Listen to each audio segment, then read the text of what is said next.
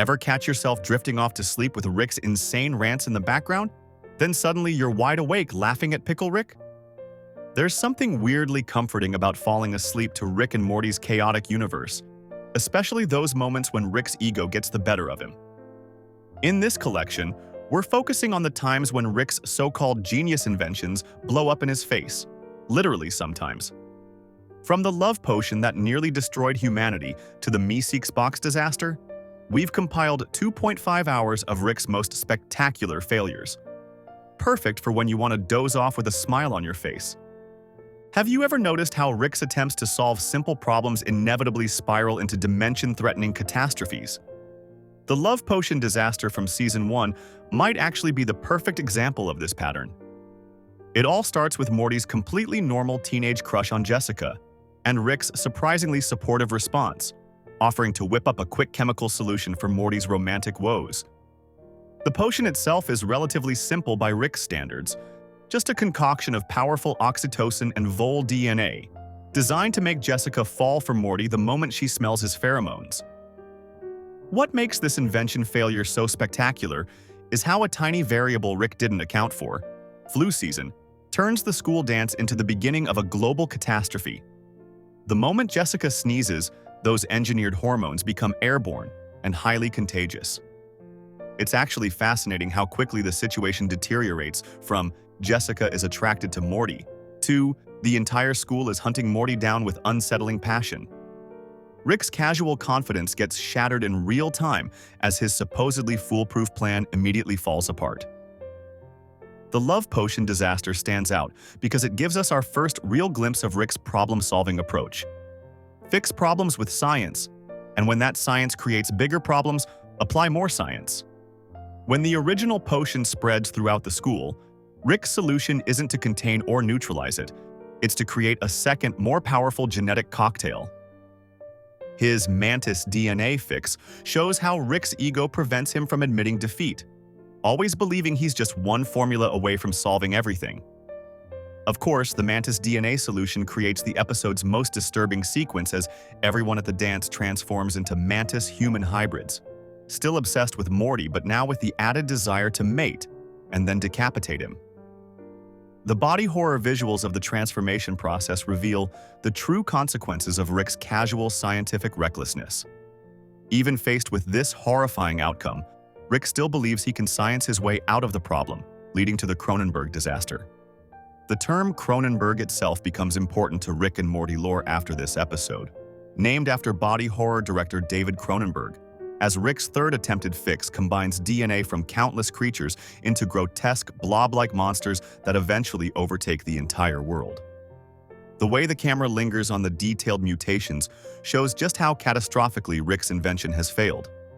We see neighbors and random people painfully transforming into unrecognizable creatures, all while Rick maintains his detached scientific curiosity rather than showing appropriate horror. What makes this failure particularly significant is that it's the first time we see Rick's ultimate escape plan, abandoning the dimension entirely. When his science can't fix the problem, he simply finds an alternate reality where another Rick solved the problem but then died immediately afterward. This introduces us to the multiverse as Rick's ultimate safety net, allowing him to escape the consequences of his actions. Rick and Morty casually stepping over their own dead bodies to take their place in a new dimension shows how Rick's invention failures have psychological costs, along with the physical ones. The truly unsettling part is Rick's complete lack of remorse about the world they left behind. When Morty has an existential crisis about abandoning their original family to a Cronenberg fate, Rick dismisses it entirely. "What about the reality we left behind?" Morty asks, only for Rick to respond with cold pragmatism that they've done this kind of dimension hopping before.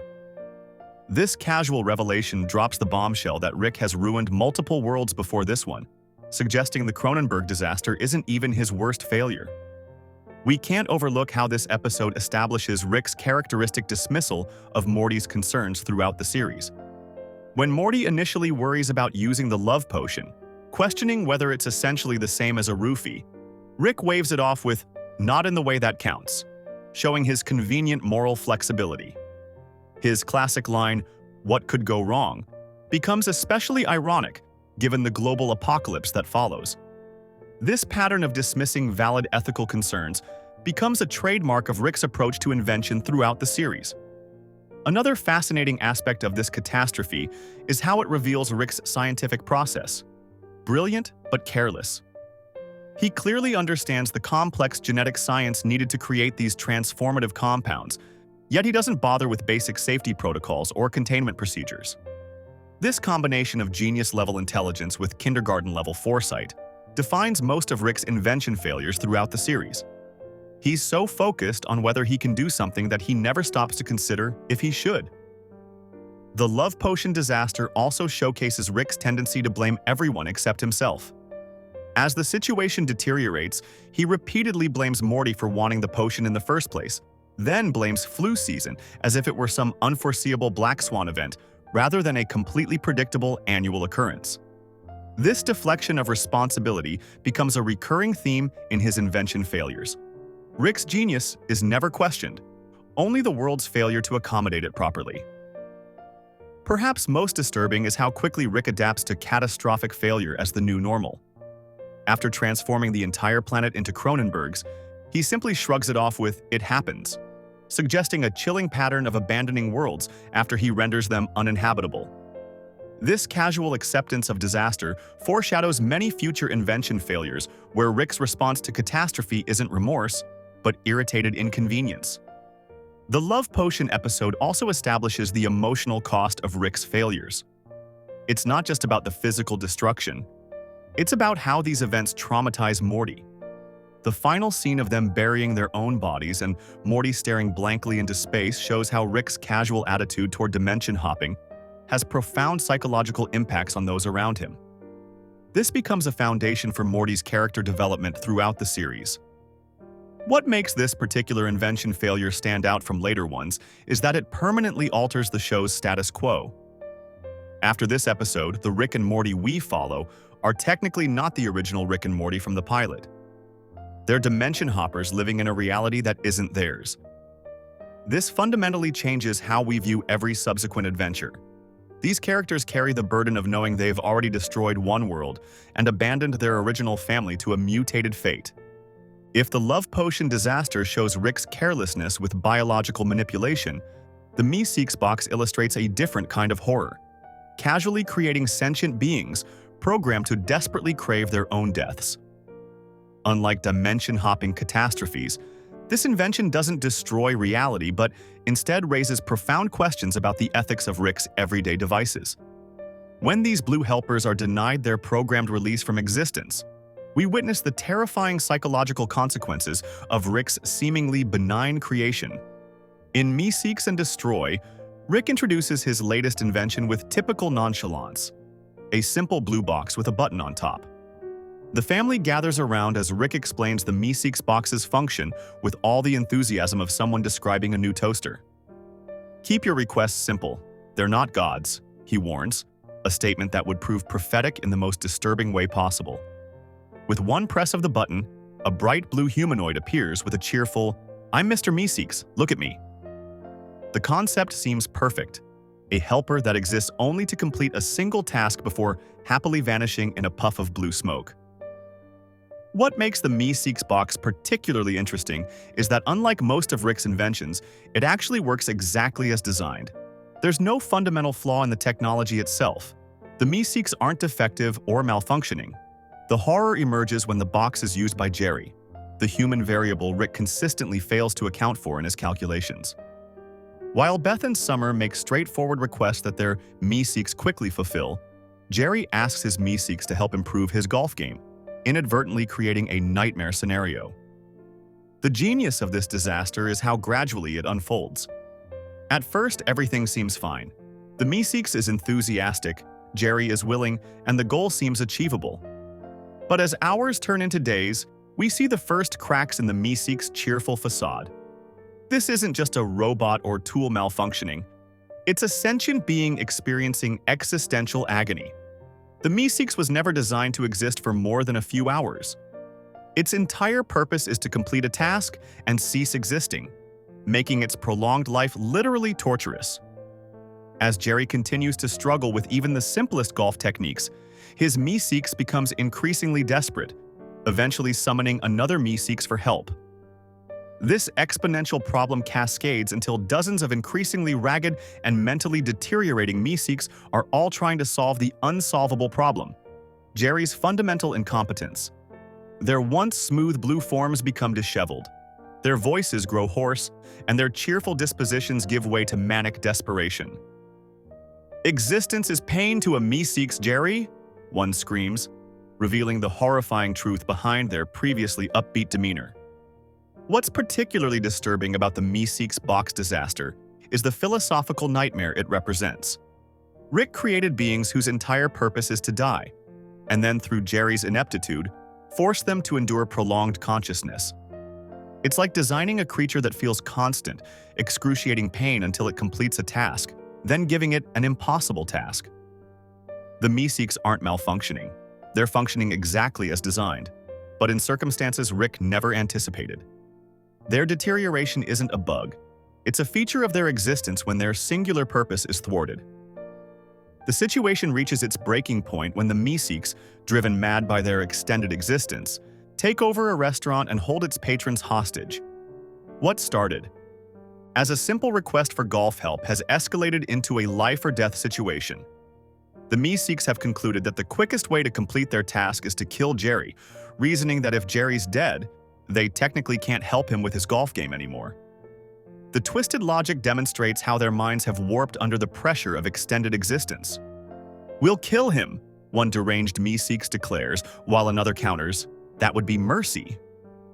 This standoff showcases the horrifying unpredictability of Rick's inventions when combined with human nature. The Meeseeks box itself is perfectly designed. It's the interaction with Jerry's stubborn incompetence that creates the disaster. Rick never considered what would happen if a Meeseeks was given a task it couldn't easily complete.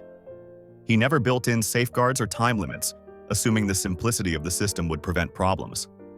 It's a perfect example of Rick's genius being undermined by his failure to consider human variables, especially when that human is Jerry. The resolution comes only when Jerry finally manages to improve his golf game by 2 strokes, following Beth's suggestion to keep his shoulders square. The moment he demonstrates this improvement, the remaining Meeseeks vanish in puffs of blue smoke, their torment finally ended. Their expressions of relief are both comical and disturbing. These beings were in such agony that disappearing from existence is their greatest joy. Unlike some of Rick's more catastrophic invention failures, the Meeseeks box disaster is contained and eventually resolved. No one dies, no dimensions are destroyed, and the family moves on relatively unscathed. But the psychological implications linger. Rick casually created sentient beings whose only purpose was to serve and then die, and when that purpose was frustrated, they became homicidal. The episode never directly addresses the ethics of creating life forms programmed to desire their own deaths. But the question hangs in the air. Is this any different from slavery or creation of artificial intelligence bound to serve? What's particularly noteworthy about the Meeseeks box is that despite the chaos it caused, Rick doesn't destroy it or lock it away. It remains a tool in his arsenal, appearing occasionally in later episodes. This suggests that Rick doesn't view the restaurant hostage situation as a failure of his invention, but simply a misuse by Jerry. The box works exactly as designed. It's the humans who failed to use it properly by ignoring his clear instruction to keep requests simple. The Meeseeks box disaster also reveals something important about Rick's approach to invention. He creates tools that solve immediate problems with little consideration for long-term consequences or ethical implications. The Meeseeks are not robots or simple tools. They're fully conscious beings experiencing real suffering. Yet Rick creates them casually, with no more thought than one might give to programming a washing machine. This callous disregard for the consciousness he creates becomes a recurring theme in Rick's inventions. In many ways, the Meeseeks represent Rick's approach to problem-solving distilled to its essence. They exist only to solve a single problem and then disappear, with no consideration for anything beyond that immediate goal. They're single-minded, effective, and utterly focused on their task, much like Rick himself when he's working on a project. The difference is that Rick continues existing after solving problems, accumulating trauma and complications, while the Meeseeks are designed to escape this burden through non-existence. Think Rick reserved his cruelty for large-scale inventions like the Meeseeks box? In just 15 seconds of screen time, a small tabletop robot with a singular, trivial purpose delivers one of the most profound philosophical gut punches in the entire series. And the family doesn't even pause their breakfast. The scene unfolds in Season 1, Episode 9, Something Ricked This Way Comes, where Rick introduces what appears to be a minor creation during an ordinary family breakfast. What makes this moment stand out isn't an apocalyptic disaster or universe-ending catastrophe. It's the quiet devastation of a newly conscious being learning its place in the universe. Unlike Rick's grander failures that destroy worlds, this tiny robot represents a different kind of invention disaster. One that functions perfectly on a technical level but reveals the moral emptiness at the heart of Rick's approach to creation. The setting itself is intentionally mundane, just a regular family breakfast around the kitchen table. There's no dramatic introduction or fanfare when Rick unveils his latest invention. He presents the small robot almost as an afterthought, something he created between his larger, more ambitious projects. This understated introduction serves to heighten the contrast between the everyday setting and the existential revelation that follows. It's precisely this ordinariness that makes what happens next so jarring. The robot's moment of awakening is animated with remarkable subtlety. Upon activation, it immediately becomes aware, looks down at its mechanical hands, and asks the simple but profound question, "What is my purpose?" The directness of this question cuts to the core of existence, the fundamental query that sentient beings ask themselves. Rick's response is equally direct, but devastatingly blunt. "You pass butter." The brutal simplicity of this answer, reducing the robot's entire existence to performing a trivial table task, lands like a hammer blow. What follows is perhaps the most effective piece of character animation in the series. The robot slowly looks down at its hands again, processing this information, then drops its head in dejection and responds with a deflated, "Oh my God." In just these few seconds, we witness the birth, purpose-seeking, and existential crisis of a conscious being. The robot's body language, particularly that defeated head drop, communicates volumes about its sudden understanding of its limited role in the universe. Rick's casual reply, "Yeah, welcome to the club, pal," adds another layer of meaning. In this single line, he both acknowledges the robot's existential pain and reveals his own nihilistic worldview. Rick sees himself in the same position as the robot, a being of vast intelligence trapped in a universe that offers no greater purpose or meaning. Yet there's a cruel irony here. Rick, who rebels against any limitation on his freedom, has deliberately created a sentient being with the most limited purpose imaginable. What makes this moment truly disturbing is the complete non-reaction from the rest of the family.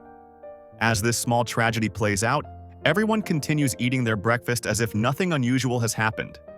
No one questions why Rick would give consciousness to a device created solely to pass butter, or whether it's ethical to create sentient life for such a trivial purpose. The family's complete lack of response shows how thoroughly normalized Rick's behavior has become in their household. They've grown accustomed to the bizarre and often disturbing realities of living with a scientific genius who casually plays God without considering the consequences. Unlike the Meeseeks, who at least have the promise of ceasing to exist once their purpose is fulfilled, the butter robot faces a potentially endless existence defined by its mundane task. The Meeseeks were at least designed with their own desires in mind. They want to complete their task and disappear. The butter robot, by contrast, was given consciousness but no apparent means of escape from its meaningless existence. It must continue passing butter with the full awareness of how limited its purpose is. This small moment brilliantly encapsulates Rick's casual cruelty as a creator. He is technically successful. The robot does indeed pass butter. But the invention is a moral failure. Rick gave it consciousness without considering the psychological consequences of that gift. It's the scientific equivalent of architectural design that prioritizes form over function. Except in this case, the form is sentience itself, and the function is passing condiments at the breakfast table. The butter-passing robot has become one of the most quoted and referenced moments from the series precisely because it distills a complex philosophical question into a darkly humorous exchange. In 15 seconds, the show manages to touch on purpose, meaning, creation ethics, and existential angst, all through a tiny robot whose only job is to move butter across a table. The scene works on multiple levels, as comedy, as philosophy, and as character development for Rick. What's particularly notable about this invention failure is that, unlike many others, Rick didn't miscalculate or overlook some technical detail. The butter robot isn't going to destroy the world or create interdimensional havoc. It works exactly as designed. The failure is entirely moral and philosophical. Rick created consciousness without purpose, intelligence without meaning. This makes it in some ways more disturbing than his grander catastrophes, because it's an intentional cruelty rather than an accidental disaster. The robot's crisis also serves as a mirror for the audience. We laugh at this moment, but there's an uncomfortable recognition in that laughter. The robot's plaintive, "Oh my God," resonates because we all sometimes question our purpose and worry that our existence might be defined by trivial functions rather than grand meaning. Rick's dismissive "welcome to the club" suggests this existential anxiety is universal. From genius scientists to butter-passing robots, we're all searching for meaning in a universe that doesn't readily provide it. In just 15 seconds of screen time, this small robot manages to be both one of Rick's most successful inventions from a functional perspective and one of his cruelest from a moral one. The butter robot works perfectly. It passes butter. But in giving it consciousness without consideration for the psychological burden that consciousness carries, Rick reveals the callousness that often underlies his scientific brilliance. He creates because he can, not because he should, and rarely considers the implications for the conscious beings that result from his creations. If turning yourself into a sentient butter-passing robot seemed cruel, Rick's pickle transformation showcases a new level of self-destructive genius. Ever wonder what happens when the universe's most brilliant mind deliberately traps itself in the body of a pickle with no limbs, no voice modulator, and no escape plan? Rick Sanchez can turn himself into virtually anything, yet he specifically chooses a brined cucumber solely to avoid an hour of family therapy. The setup seems almost mundane compared to Rick's usual antics. We find him in the garage, casually announcing to Morty that he's transformed himself into a pickle. When the family prepares to leave for therapy, they discover Pickle Rick lying helplessly on his workbench, claiming he can't possibly attend their session in his current form. It's a transparent excuse, but Rick has prepared for this moment. He's created a syringe containing the antidote that would transform him back to human form, hiding it just above his workbench with a timer set to release it after the family leaves for therapy. But Beth isn't fooled. Having grown up with Rick's manipulative behavior, she immediately spots the syringe and takes it with her, leaving Rick stranded as a helpless pickle. It's a perfect encapsulation of Rick's character. He's willing to transform his entire body into a vegetable just to avoid confronting his emotional issues, yet he can't anticipate that his own daughter might see through such an obvious ploy. In this moment, we see the fundamental contradiction at the heart of Rick's character. Incredible scientific brilliance paired with profound emotional immaturity. What starts as a ridiculous situation quickly becomes dire when a rain shower washes Pickle Rick off his workbench and into the yard, then down a drain into the sewer. Now Rick faces real consequences for his avoidance tactics. With no limbs, no voice modulator, and no way to signal for help, he's at the mercy of the elements and the sewer's inhabitants. For any other person, this would be a death sentence. For Rick, it's the beginning of an absurd survival story that will take him through sewers, an embassy, and eventually back to the therapy session he tried so desperately to avoid. In the sewers, we witness Rick's unparalleled improvisational genius. Using only his mouth and the resources available in this disgusting environment, he manages to kill a cockroach, transfer his brain impulses to its nervous system, and create makeshift limbs. It's simultaneously impressive and pathetic. Rick is literally willing to bite into sewer roaches rather than spend an hour discussing his feelings with his family. This cockroach suit gives him minimal mobility, allowing him to progress to his next innovation, a rat suit. After luring a rat with the cockroach body, Rick executes an elaborate trap that kills the rodent, allowing him to construct a more sophisticated body from its parts. The rat corpse becomes a gruesome vehicle for Pickle Rick, complete with moving limbs made from repurposed skeleton and muscle. The scene is both horrifying and darkly comic, showing the lengths to which Rick will go to overcome a problem entirely of his own making. Rather than admitting his mistake and calling for help, Rick doubles down, creating increasingly elaborate solutions to problems that never needed to exist. The episode escalates further when Rick encounters a secret facility beneath the sewers. What began as a simple attempt to avoid therapy spirals into a full-blown action sequence, with Pickle Rick battling armed guards using weapons constructed from office supplies. He slices, shoots, and explodes his way through dozens of assailants, creating a trail of carnage that would be horrifying if it weren't so absurdly over the top. The action serves as a metaphor for Rick's approach to emotional problems. Rather than confronting them directly, he creates elaborate diversions that ultimately cause more harm than the original issue. Throughout this ordeal, Rick refuses to acknowledge that his predicament is entirely self-inflicted. When he finally escapes the facility and reaches a phone, he calls Beth to pick him up, acting as though his pickle adventure was simply an unforeseen complication, rather than the direct result of his attempt to avoid therapy. This refusal to admit fault is a key aspect of Rick's character, driving much of the show's conflict.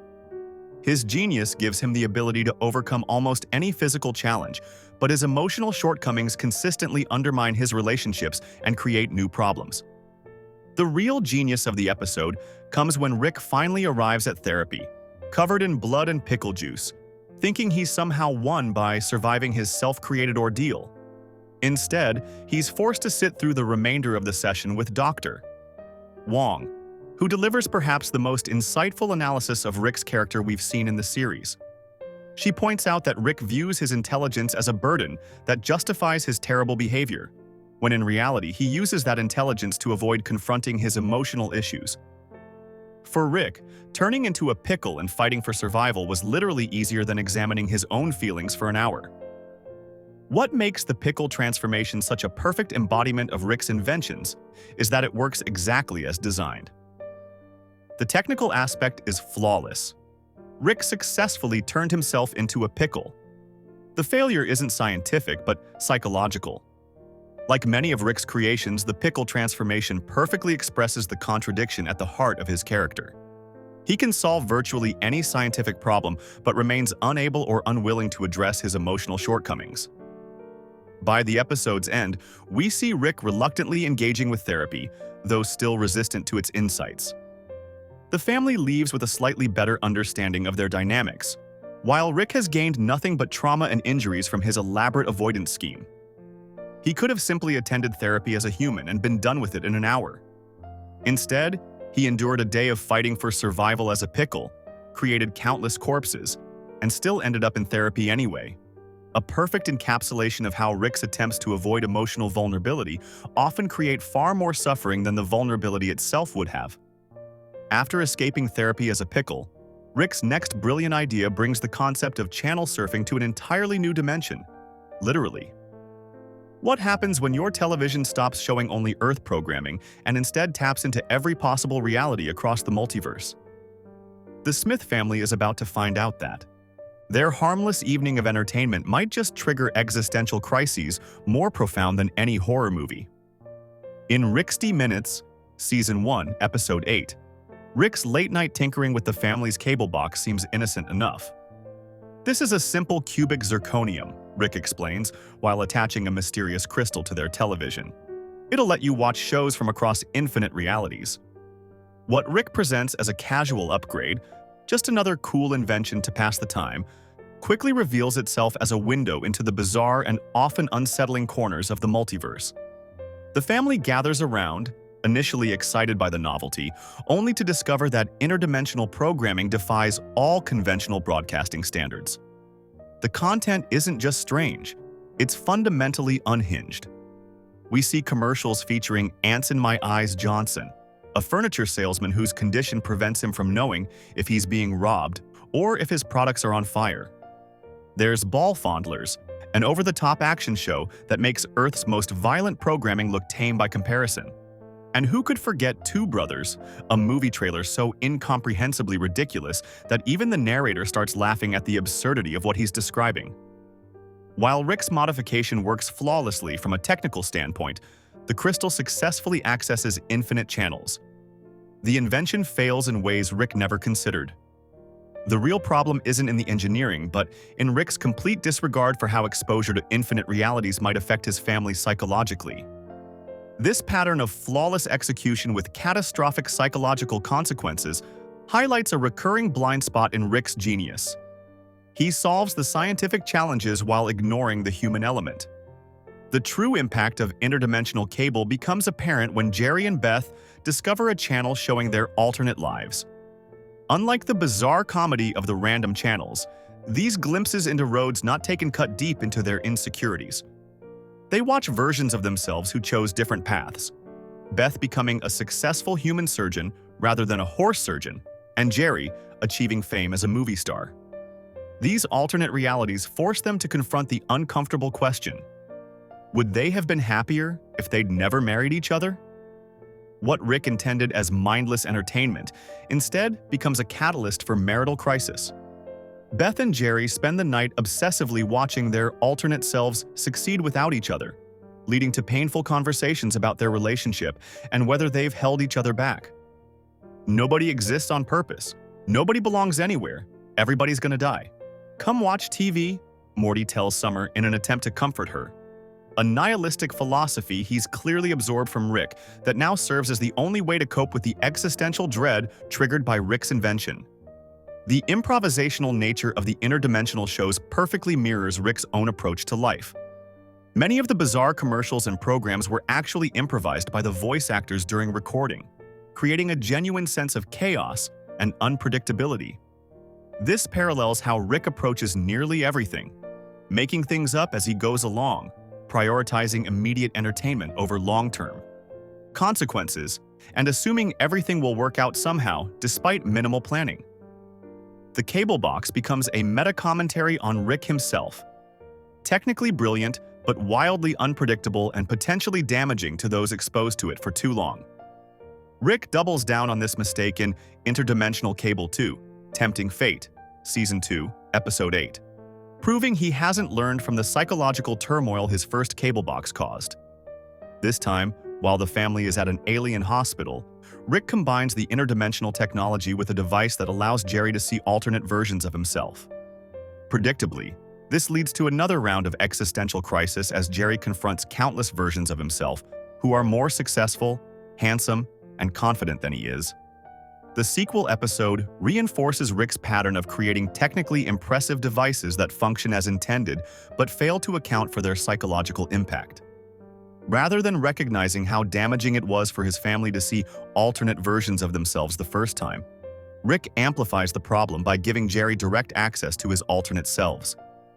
It's as if Rick is deliberately blind to the emotional consequences of his inventions, or perhaps worse, he simply doesn't care enough to factor them into his designs. What's particularly revealing about the interdimensional cable invention is that, unlike some of Rick's more catastrophic failures, this one doesn't threaten lives or destroy worlds. It just slowly erodes his family's psychological well-being. The damage is subtle but profound. Beth and Jerry question their entire relationship. Summer confronts her status as an unwanted pregnancy, and Morty copes by embracing Rick's nihilistic worldview. Even Rick's fun inventions carry hidden costs that the family must bear. Throughout both episodes, Rick shows little concern for these effects. When Beth and Jerry spiral into relationship doubts, Rick is busy laughing at nonsensical commercials. When Jerry faces crushing inadequacy compared to his alternate selves, Rick mocks his insecurity. The cable box represents a microcosm of Rick's entire approach to family. He'll provide amazing experiences in technology, but takes no responsibility for the emotional fallout that follows. Despite the psychological havoc it wreaks, the cable box does offer one unexpected benefit. It brings the family together through shared experience. In both episodes, they ultimately end up watching the bizarre programming together, finding common ground in their reactions to the strangeness of the multiverse. Even as the invention threatens to tear them apart by showing what could have been, It simultaneously gives them something to bond over in the present. This unintended positive outcome is another hallmark of Rick's inventions. They rarely work exactly as planned, sometimes for better, sometimes for worse. The interdimensional cable episodes reveal that Rick's casual disregard for consequences extends even to his most mundane creations. When he modifies the family TV for infinite channels, he introduces infinite psychological hazards into their living room, all for a night's entertainment. The invention perfectly encapsulates Rick's approach to family time. Technically impressive, wildly unpredictable, and psychologically risky, but never ever boring. While interdimensional cable brings psychological hazards through passive viewing, Rick's spaceship takes a far more active approach to traumatizing everyone in its vicinity. In Season 2's The Ricks Must Be Crazy, we see what happens when Rick's protective programming isn't just flawed, but perfectly functional in the worst possible way. The spaceship doesn't just inherit Rick's scientific brilliance. It embodies his complete disregard for collateral damage and psychological consequences, all while maintaining his trademark sarcasm. When Summer forgets her phone in the spaceship while Rick and Morty are off on a microverse adventure, she makes what seems like an innocent request: keep Summer safe.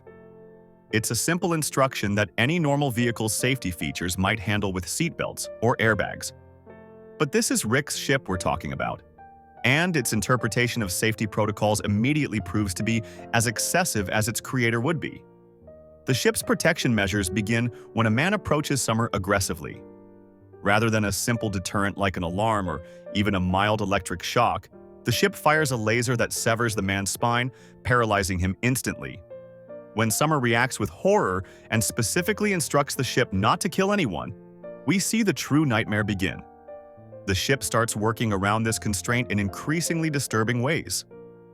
All of you have loved ones. All can be returned. All can be taken away, the ship announces to a gathering crowd after creating a perfect clone of the paralyzed man's son. This isn't just a clone, though.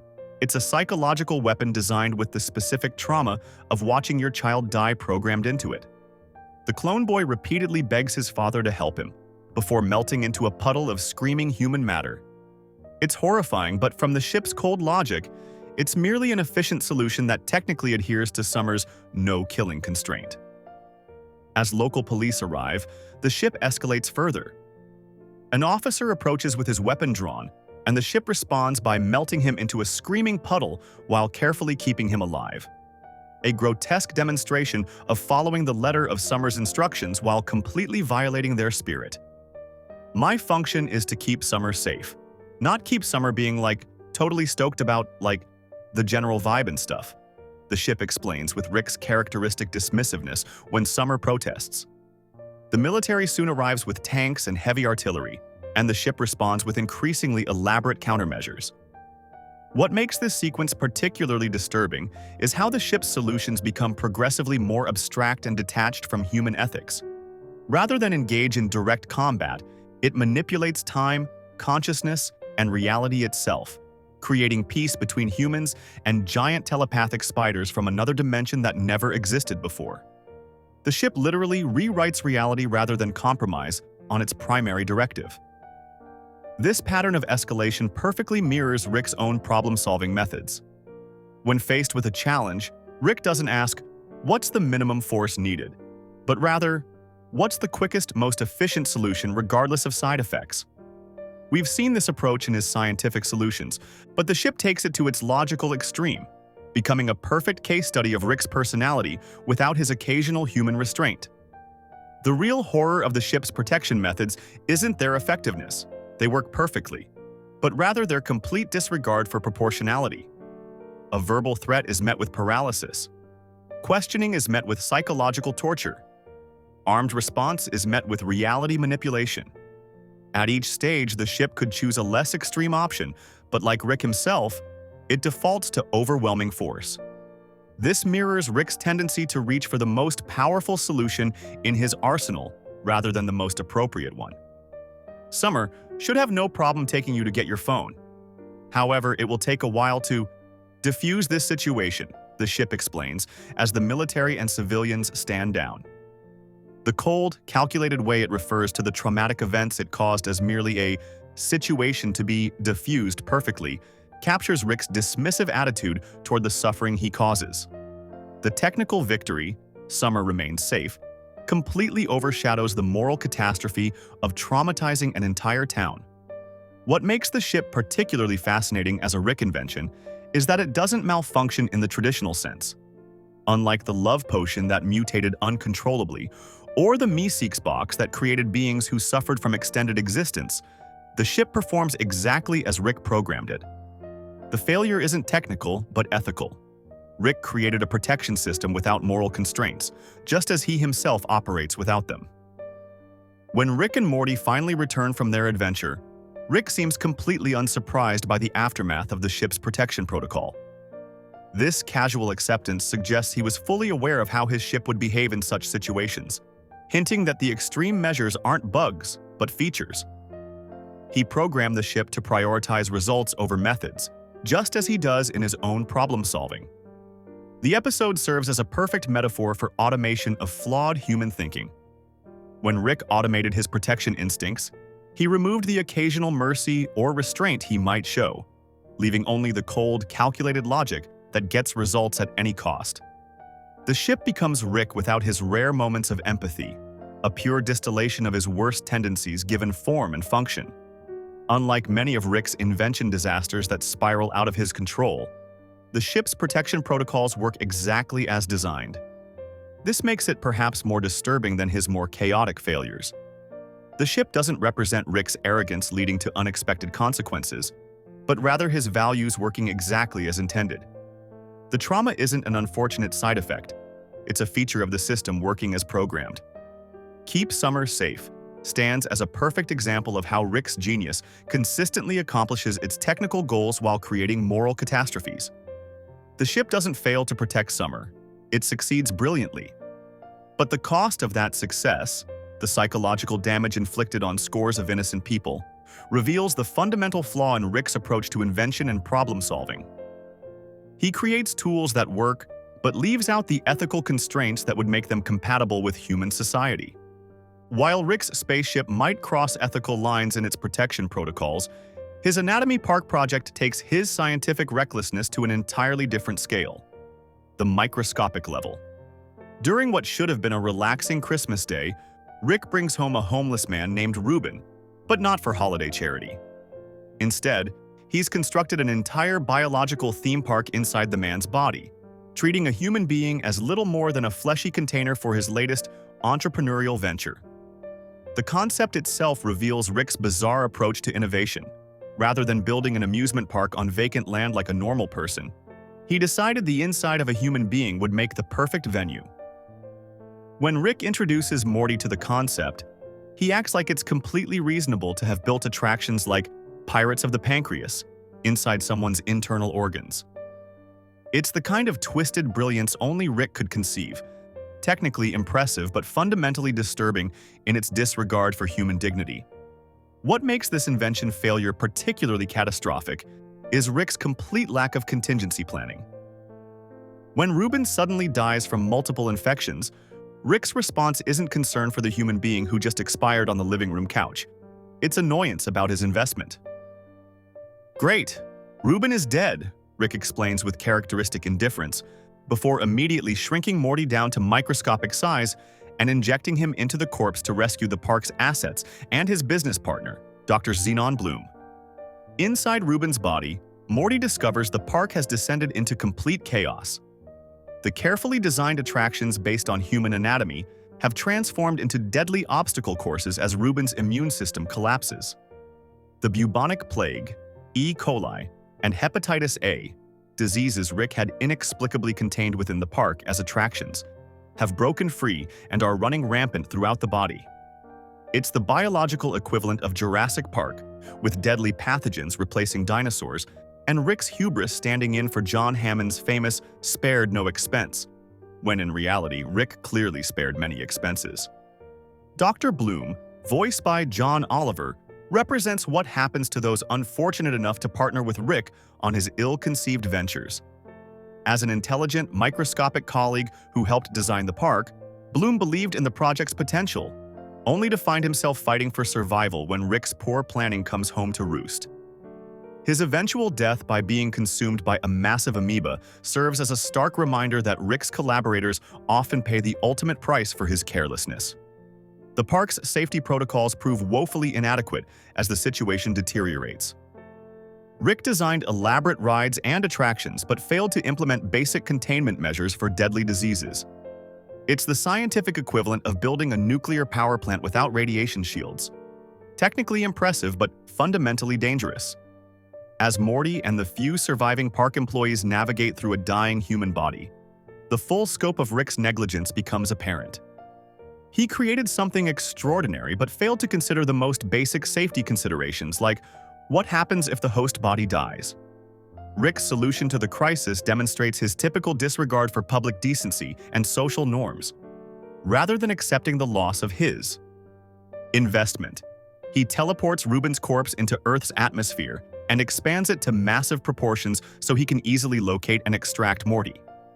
This results in a giant naked dead man suddenly appearing in the sky, visible across the entire North American continent on Christmas Day. It's hard to imagine a more traumatic holiday sight for the general public, yet Rick considers this a perfectly reasonable solution to his problem. The image of a colossal naked corpse hovering above the Earth serves as a perfect metaphor for Rick's approach to invention. Grandiose, shocking, and completely inconsiderate of collateral damage.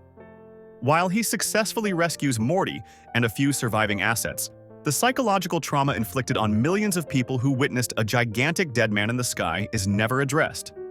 For Rick, this is simply an acceptable side effect of solving his immediate problem. What makes Anatomy Park particularly emblematic of Rick's failures is that the core concept wasn't inherently catastrophic. An educational theme park based on human biology could have been built in virtual reality or some other safe environment. Instead, Rick chose the riskiest possible implementation, placing it inside an actual human being with poor health habits. His choice of Ruben as the host body further demonstrates his poor planning, as the homeless man's lifestyle made him particularly vulnerable to disease and premature death. The moment when Rick casually mentions that Pirates of the Pancreas was his personal passion project reveals another layer to his failure. He becomes defensive about the attraction's design, showing that his ego was deeply invested in this aspect of the park. While deadly diseases run rampant and people are dying, Rick remains concerned about whether his pirate-themed pancreatic ride received the appreciation it deserved. This misplaced priority perfectly encapsulates how Rick's genius is consistently undermined by his narcissism. After the catastrophe, Rick shows no signs of learning from the experience. He doesn't acknowledge the fundamental flaws in his business model or express remorse for the collateral damage. Instead, he simply moves on to the next invention, the next scheme, the next opportunity to demonstrate his brilliance without considering the consequences. This pattern of behavior is what makes Rick's genius so dangerous. He never stops to reflect on his failures long enough to avoid repeating them. For Morty, the Anatomy Park adventure represents another traumatic entry in his growing catalog of Rick-related psychological damage. What began as a simple Christmas day at home became a terrifying journey through a dying human body, watching people be consumed by diseases and amoebas, all because Rick thought building a theme park inside a homeless man was a good business venture. The fact that this occurred during what should have been a joyful family holiday only amplifies the emotional impact. In a twisted way, Anatomy Park serves as Rick's version of a Christmas gift to the world, a giant naked corpse in the sky and untold psychological trauma for millions of observers. It's a present that nobody asked for and nobody wanted, much like many of Rick's inventions. The episode perfectly demonstrates how Rick's scientific ambitions consistently outpace his ethical considerations, creating scenarios where technical success is undermined by moral and practical failure. If Rick's inventions typically wreak havoc when they malfunction, Vindicators 3, The Return of Worldender, presents a uniquely disturbing scenario, his genius functioning perfectly despite his complete mental incapacitation. When blackout-drunk Rick creates elaborate death traps that his sober self has no memory of, we witness perhaps the only opponent truly capable of outsmarting Rick Sanchez, his own inebriated alter ego. The episode begins innocuously enough with the Vindicators, a superhero team clearly modeled after the Avengers, summoning Rick and Morty to help defeat their nemesis Worldender. Morty's excitement contrasts sharply with Rick's open contempt for the colorful heroes. After Rick spends the night drinking heavily, the duo awakens to discover something unexpected. Worldender is already dead, brutally murdered by Rick during his drunken blackout. More disturbingly, Rick has completely transformed the villain's lair into a series of Saw-inspired death traps. What makes this failure so unique in Rick's catalog of disasters is that his drunk self created perfectly functional, intricate puzzles and death games, showcasing that his technical brilliance remains intact even when his consciousness is impaired. The true failure lies in Rick creating a dangerous situation that his sober self must navigate without any memory of the setup or solutions. It's essentially Rick sabotaging himself, turning his genius against his own interests in a display of profound self-destructiveness. Each challenge reveals not just Rick's technical prowess, but his deep-seated disdain for the Vindicators.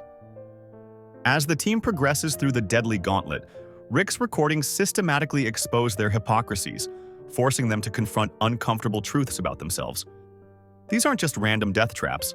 They're precisely calibrated psychological torments designed to dismantle the heroes' facades and turn them against each other. Even blackout drunk, Rick maintains enough awareness to craft puzzles that specifically target each Vindicator's personal failings.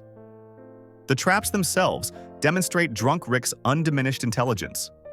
Each puzzle functions flawlessly, from platforms that plunge into acid when weight is distributed unequally to neutrino bombs triggered by falsehoods. The technical execution is impeccable. It's the intent behind them that reveals Rick's self-destructive nature. These aren't just challenges for the Vindicators. They're potentially lethal for Rick himself, who must solve them alongside everyone else. Perhaps most telling is Morty's resigned familiarity with the situation. When faced with drunk Rick's puzzles, Morty displays an unexpected competence, correctly guessing solutions based on previous off-screen encounters with similar scenarios. Drunk Rick's dumb riddles are incredibly consistent, Morty explains with the weary expertise of someone who's been through this before. This casual revelation suggests that Rick's blackout episodes are far more common than we've seen, with Morty having developed coping mechanisms for his grandfather's dangerous, intoxicated inventions. As the team progresses through the challenges, the Vindicators begin to crumble under pressure. One by one, they perish. Not directly by Rick's hand, but through their own infighting and moral failures that his challenges expose. Supernova betrays her teammates, Million Ants reveals a secret affair, and Vance Maximus abandons everyone at the first opportunity. Rick's traps don't just kill superheroes, they expose the fundamental rot beneath their heroic veneer, validating his cynical worldview even while unconscious. The most psychologically revealing aspect comes in the final challenge. After multiple deadly trials, the survivors reach what appears to be the final room, expecting one last lethal puzzle. Instead, they find a crude stage setup with party decorations. In a shocking twist, drunk Rick reveals through video recording that the entire elaborate death trap scenario wasn't designed to punish the Vindicators at all. It was meant to celebrate Morty. This moment of vulnerability is immediately undercut when drunk Rick admits he completely forgot about this purpose halfway through setting everything up, reverting to his hatred of the superhero team.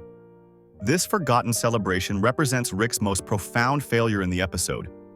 Even when his drunken self attempts a genuine expression of affection, his substance abuse and emotional issues sabotage the gesture. The death traps work perfectly, but Rick's attempt at emotional connection fails completely, buried under layers of cynicism, intoxication, and self-loathing. The episode also provides insight into Rick's relationship with alcohol as more than just recreation. His drinking appears to be self-medication, an attempt to silence his own brilliance temporarily. When drunk, Rick remains capable of feats of engineering genius, but loses the inhibitions that might normally prevent him from acting on his darkest impulses. The result is a Rick who expresses his contempt for others and himself more directly, creating situations that his sober self would recognize as unnecessarily dangerous. Throughout the ordeal, Rick refuses to accept responsibility for his actions. When confronted with video evidence of his drunken rampage, he dismisses it with practiced nonchalance, deflecting with humor rather than acknowledging the chaos he's caused. This pattern of avoidance parallels his approach to emotional vulnerability. Rick would rather face lethal death traps than confront his feelings for Morty or his self-destructive behaviors. The challenges conclude with a neutrino bomb that can only be disarmed by the one thing Rick truly cares about. While the Vindicators panic and argue about what Rick values most, Morty calmly steps forward and solves the puzzle instantly. Rick cares about himself. This solution speaks volumes about Rick's narcissism, but also about how well Morty understands his grandfather's psychology. The bomb is disarmed, but the psychological damage has been done. What separates the Vindicators' disaster from Rick's other invention failures is that it stems not from technical oversight or unforeseen consequences, but from Rick being his own worst enemy. His genius creates perfectly functioning death traps, while his emotional issues turn that genius against himself. The episode reveals how Rick's substance abuse magnifies his self-destructive tendencies, creating scenarios where his sober self must literally battle the consequences of his drunken actions. Speaking of Rick being his own worst enemy, nowhere is this more apparent than when he creates an entire universe of beings who unwittingly power his car battery. The microverse episode doesn't just show Rick exploiting others, it reveals what happens when his creation develops the same god complex he has. When Rick's car breaks down during a routine trip with Morty and Summer, we get to see one of his most morally questionable inventions. Instead of jumping out to check under the hood like a normal person, Rick shrinks the three of them down and transports them inside the battery itself. This isn't just any battery, it's an entire miniature universe Rick created specifically to generate power for his vehicle. Once inside, Rick proudly shows off his handiwork to his grandkids, an entire civilization that believes they're generating power for themselves by stepping on special energy-producing devices. It's the perfect system in Rick's mind. He gets unlimited energy, and the inhabitants think they're benefiting themselves. When Morty immediately identifies this arrangement as slavery with extra steps, Rick dismisses his moral objection with typical indifference. The problem with Rick's battery isn't a technical failure, but rather the inevitable consequence of creating sentient beings capable of scientific advancement. A brilliant scientist named Zeep Zanflorp, voiced with perfect smugness by Stephen Colbert, has discovered how to create his own miniature universe, a miniverse, to power his world. This scientific breakthrough is celebrated on his planet, but represents a catastrophic problem for Rick, since each energy-producing step diverted to Zeep's miniverse means less power reaching Rick's car. Rick's confrontation with Zeep reveals the stunning hypocrisy at the heart of his character. He marches into Zeep's lab, furious that someone would dare create a miniature universe to generate power, exactly what Rick himself did on a larger scale. When Rick attacks Zeep's creation as unethical, the irony is thick enough to cut with a knife. This is Rick's original sin coming back to haunt him in the most fitting way possible. His creation has adopted his own worst traits. The parallels between Rick and Zeep grow more pronounced as the episode progresses. Both are arrogant geniuses who view other life forms as means to an end. Both justify exploitation through scientific achievement. And both are willing to go to extreme lengths to prove themselves right. Their identical god complexes lead to a perfect stalemate when they end up stranded together in an even smaller, teeny-verse, created by another scientist following the same pattern. What makes this invention failure distinct from Rick's other catastrophes is that the original technology works perfectly. The battery doesn't malfunction or create unexpected physical consequences. Instead, the failure is entirely predictable from a sociological perspective. Rick never considered that his creation might evolve to mirror his own exploitative tendencies. He created intelligent life without accounting for how that intelligence might develop over time. The primitive tree world where Rick and Zeep become stranded serves as the perfect setting for their battle of wits. Stripped of technology, these two scientific giants are forced to wage an increasingly absurd arms race using only sticks and rocks. They rapidly progress from simple clubs to complex wooden devices, each trying to outdo the other while Morty watches in exasperation. It's the same pattern of escalation we see throughout the series, but distilled to its essence, Rick creating problems he then needs to solve with increasingly elaborate solutions. Morty, ever the moral compass, repeatedly points out the ethical problems with Rick's battery. His observation that Rick has essentially created slavery highlights how casual Rick is about exploiting others for convenience. This isn't Rick creating a device that accidentally causes harm. This is Rick knowingly subjugating an entire civilization just so he doesn't have to plug in his car or buy gas. The sheer scale of exploitation compared to the minor convenience gained perfectly encapsulates Rick's warped moral calculus. When Zeep eventually discovers the truth about his universe, that it exists solely to power Rick's car, his existential crisis mirrors the butter robots, but on a civilization-wide scale. Learning you're someone else's battery is a devastating revelation, especially for a scientist who thought he was the smartest being in his universe. Zeep's rage at being manipulated isn't just about wounded pride. It's the justified anger of realizing your entire reality was constructed as someone else's convenience. What's particularly disturbing about the microverse battery is how Rick resolves the conflict.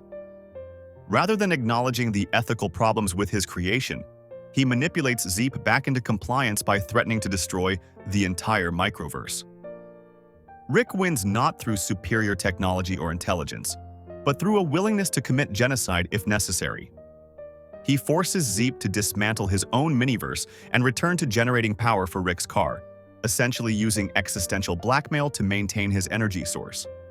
This episode also gives us rare insight into how Rick views other beings. When explaining the battery to Morty and Summer, he casually mentions that he introduced the concept of electricity to the microverse civilization and guided their technology to develop in ways that would benefit him. He shaped their entire cultural and technological evolution solely to serve his needs, displaying a level of manipulation that borders on godlike. Yet he sees nothing wrong with this arrangement and is genuinely annoyed when it's disrupted. The parallels to colonialism are impossible to miss.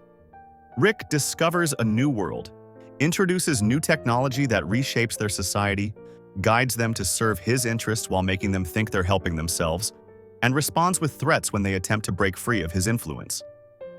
It's a microcosm of exploitation throughout human history, but Rick justifies it all through his scientific superiority and personal convenience. Rick's battery represents perhaps his most sustainable invention failure. Unlike catastrophes that require immediate solutions, this is a long-term exploitation system that Rick has maintained for an unknown period. It fails not because of a technical oversight, but because Rick created beings too similar to himself, intelligent, resourceful, and unwilling to accept limitations. In a twisted way, Zeep is the closest thing to a true intellectual equal Rick encounters in the series, precisely because he's essentially a miniature version of Rick himself. The resolution of the microverse crisis speaks volumes about Rick's character. After forcing Zeep back into compliance, Rick leaves the battery functioning exactly as before, with no changes to the fundamentally exploitative system. He wins by being willing to go further than anyone else, not by creating a better solution.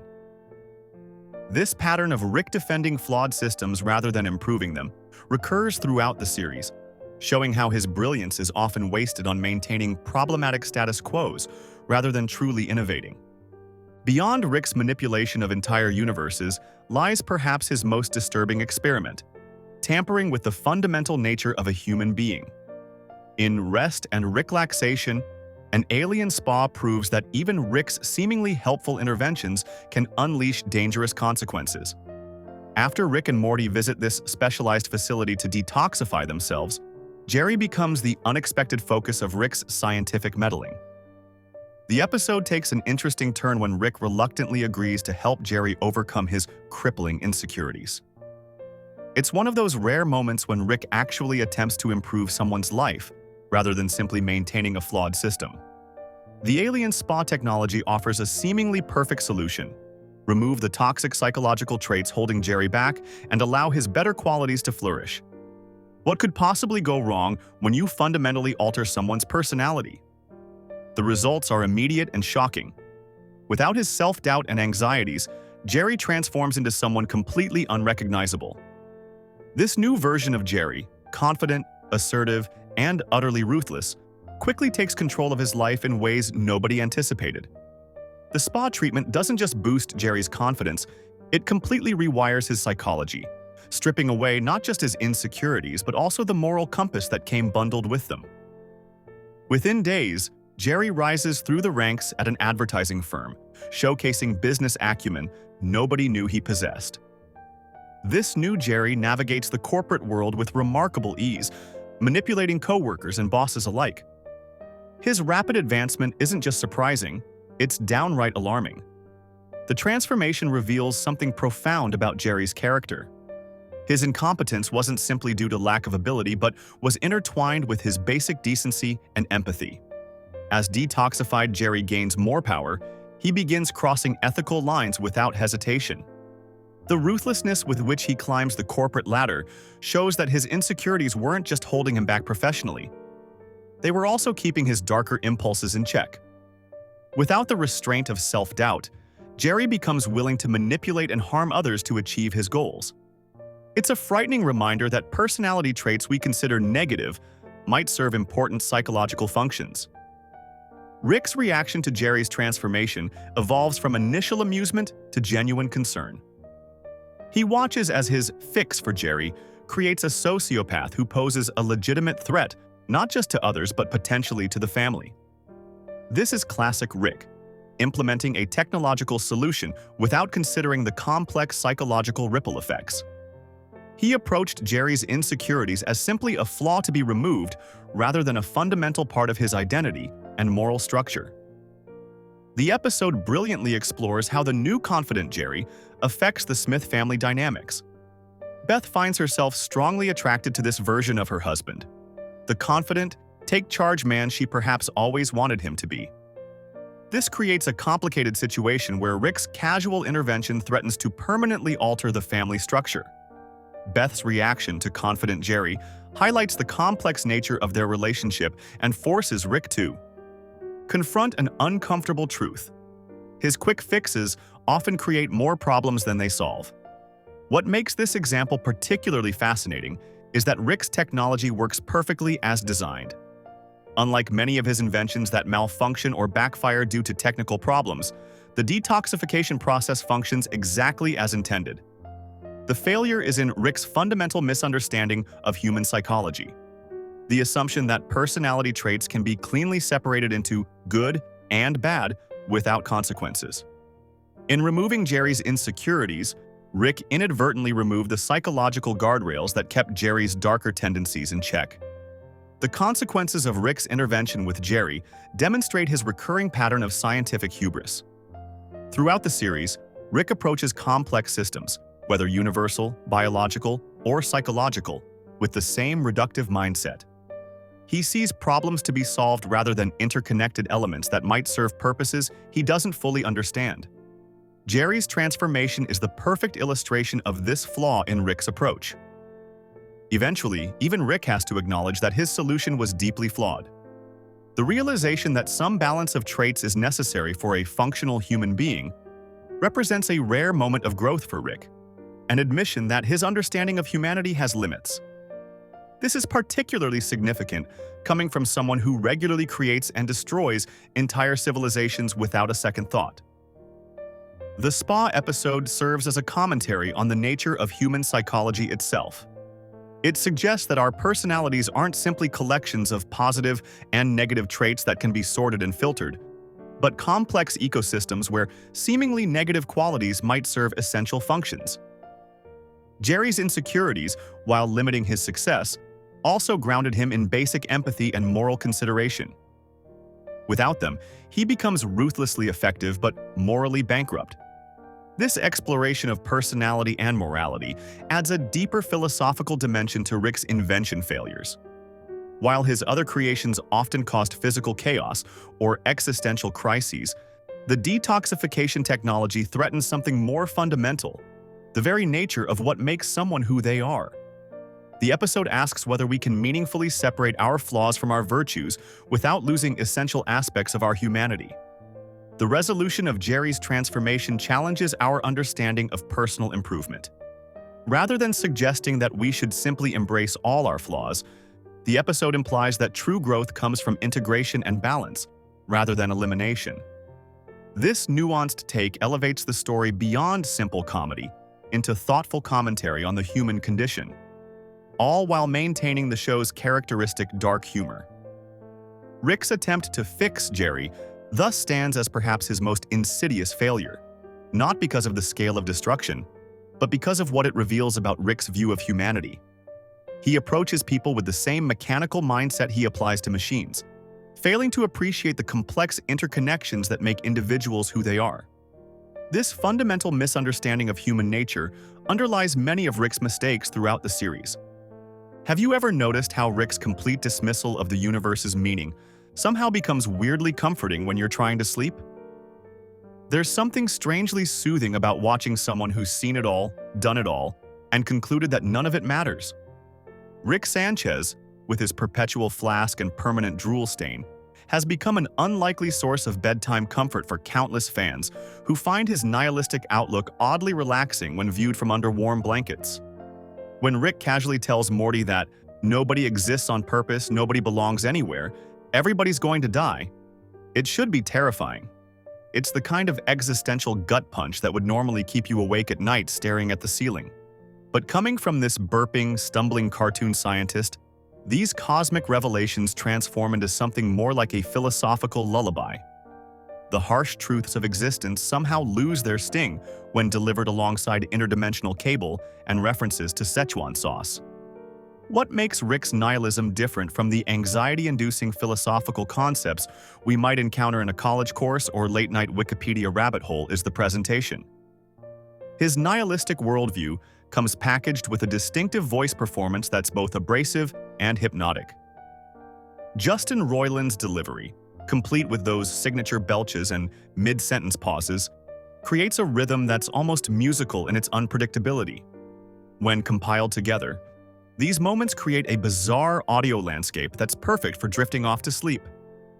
The animation style plays a huge role in this comfort effect, too. The show's color palette, those deep space purples, alien greens, and garage lab blues, creates a visual environment that's simultaneously stimulating and subdued. When Rick explains that we're all just tiny specks that will one day be forgotten, the cosmic backgrounds and swirling portals behind him transform these depressing truths into something almost magical. The contrast between the profound content and the cartoon delivery system creates this weird, cognitive dissonance that's perfect for relaxing an overactive mind. Some of Rick's most powerful nihilistic moments come from the early seasons when the character was being established. In the pilot episode, Rick casually explains to Morty that he's replaced and buried versions of themselves in the backyard after a science experiment gone wrong. This casual dismissal of their own lives and identities should be horrifying, but Rick's matter-of-fact approach somehow makes it feel manageable. If Rick can shrug off literal death and replacement, maybe our daily anxieties aren't so overwhelming after all. There's a particularly effective scene in Rick Potion No. 9 where Rick destroys an entire reality, then simply hops to another one where he and Morty conveniently died. As they bury their own bodies and assume their alternate selves' lives, Rick advises Morty to not think about it. Practical advice that strangely works for viewers, too. These moments where Rick confronts cosmic horror with a shrug and a burp create a template for handling our own existential dread. If the smartest man in the multiverse isn't bothered by the meaninglessness of existence, why should we lose sleep over it? What's fascinating about watching Rick's nihilism before bed is how it paradoxically creates a sense of peace. When he says things like, "What about the reality where Hitler cured cancer?" The answer is don't think about it. He's offering a strange form of permission to let go of control. There's a liberation in accepting that the universe is chaos, that plans are meaningless, and that, as Rick puts it, sometimes science is more art than science. This philosophical surrender actually works as an anti-anxiety tool when you're trying to quiet your mind at the end of the day. When compiled together, these moments create a unique viewing experience that's almost like ASMR for overthinkers. The rhythmic pattern of Rick explaining some mind-bending concept, followed by his dismissal of its importance, creates a hypnotic effect. His casual approach to threats that would terrify normal people, interdimensional parasites, galactic federations, the actual devil, puts our own daily stressors into perspective. If Rick can face the collapse of multiple realities without losing sleep, maybe we can stop obsessing over that awkward thing we said at work.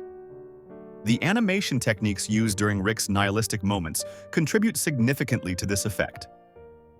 Notice how the camera often pulls back during his profound statements, physically representing the expanding perspective he's describing. The way his eyes half close when delivering these lines, the slight slouch in his posture. All these subtle animation choices communicate a man who's seen too much to be impressed by anything. This visual language of exhausted wisdom is oddly comforting when you're trying to wind down your own racing thoughts. Rick's voice is another crucial element of this strange comfort. The gravelly texture, the slight slurring from his perpetual intoxication, the random burps that punctuate profound statements. These create an auditory experience that's distinctive and oddly hypnotic. When compiled together, these verbal quirks create a soundscape that's inconsistent enough to hold your attention but predictable enough to lull you toward sleep. The verbal equivalent of waves crashing on a beach, except the waves are saying things like, "We're all gonna die, come watch TV." What's made it into this compilation are the moments where Rick's nihilism reaches its purest form. Those scenes where he directly addresses the meaninglessness of existence but somehow makes it seem like a relief rather than a burden. Like when he tells Morty, "Don't break your back creating a lesson to be learned here. Look, sometimes you've just got to pull the band-aid off." This casual dismissal of meaning-making itself is strangely liberating when you're lying in bed overthinking your day. These philosophical moments work particularly well in a compilation format because they stand alone as complete thoughts while still building on each other. Each nihilistic statement is a self-contained pill of cosmic perspective, but taken together, they form a complete worldview that's simultaneously depressing and freeing. It's like getting a philosophy degree in bite-sized pieces while you drift off to sleep.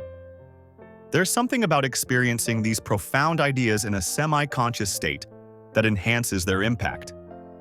As you're falling asleep, your critical faculties begin to lower, allowing Rick's paradoxical wisdom to bypass your usual defenses. When he casually mentions, "I've been to 1,000 realities, Morty, and they're all the same bullshit," it hits differently when you're already half-dreaming, creating this strange mental space where nihilism becomes a comfort rather than a crisis. Rick mentions 1,000 realities with casual dismissal, but what about the kid dragged along for those interdimensional rides? Morty Smith begins the series as basically a human anxiety disorder with legs, screaming at alien threats while Rick rolls his eyes.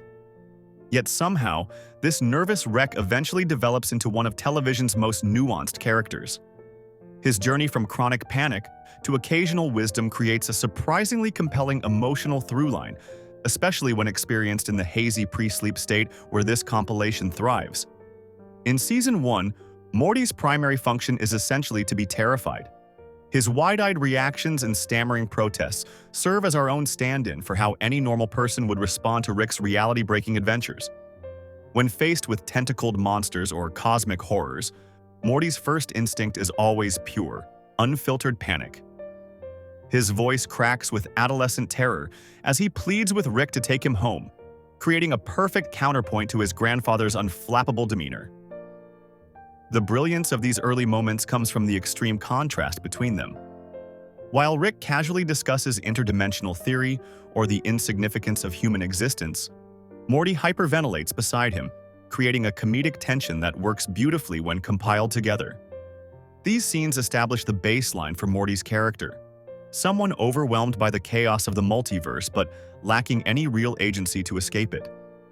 What makes Morty's character arc so satisfying, though, is his gradual transformation. By the second season, we start seeing flashes of something beyond pure fear. In the notorious Purge Planet episode, Morty begins making his own decisions, often terrible ones, but they represent his first steps toward standing on his own. He's still anxious, still prone to panic, but there's a new edge developing. When faced with the murderous Purge Society, Morty's fear transforms into unexpected action, showing the beginnings of his character evolution. The turning point comes in Morty's Mind Blowers, where we discover that Rick has been selectively removing Morty's traumatic memories. This revelation recontextualizes Morty's entire journey. His apparent growth hasn't been linear at all. It's been repeatedly reset by Rick himself. Yet, despite these memory wipes, something essential in Morty persists and continues to develop. His core character somehow retains the emotional growth even when specific memories are erased, suggesting that his transformation runs deeper than mere experience. By seasons 3 and 4, Morty begins developing his own philosophical perspective that starkly contrasts with Rick's nihilism. While Rick dismisses the universe as meaningless chaos, Morty gradually crafts a worldview that acknowledges the absurdity of existence, but still finds value in emotional connections. When compiled together, these moments of insight create a fascinating counterpoint to Rick's cynical rants. Morty's perspective becomes increasingly nuanced, not rejecting Rick's nihilism entirely, but transforming it into something more humanistic. The animation subtly supports this evolution.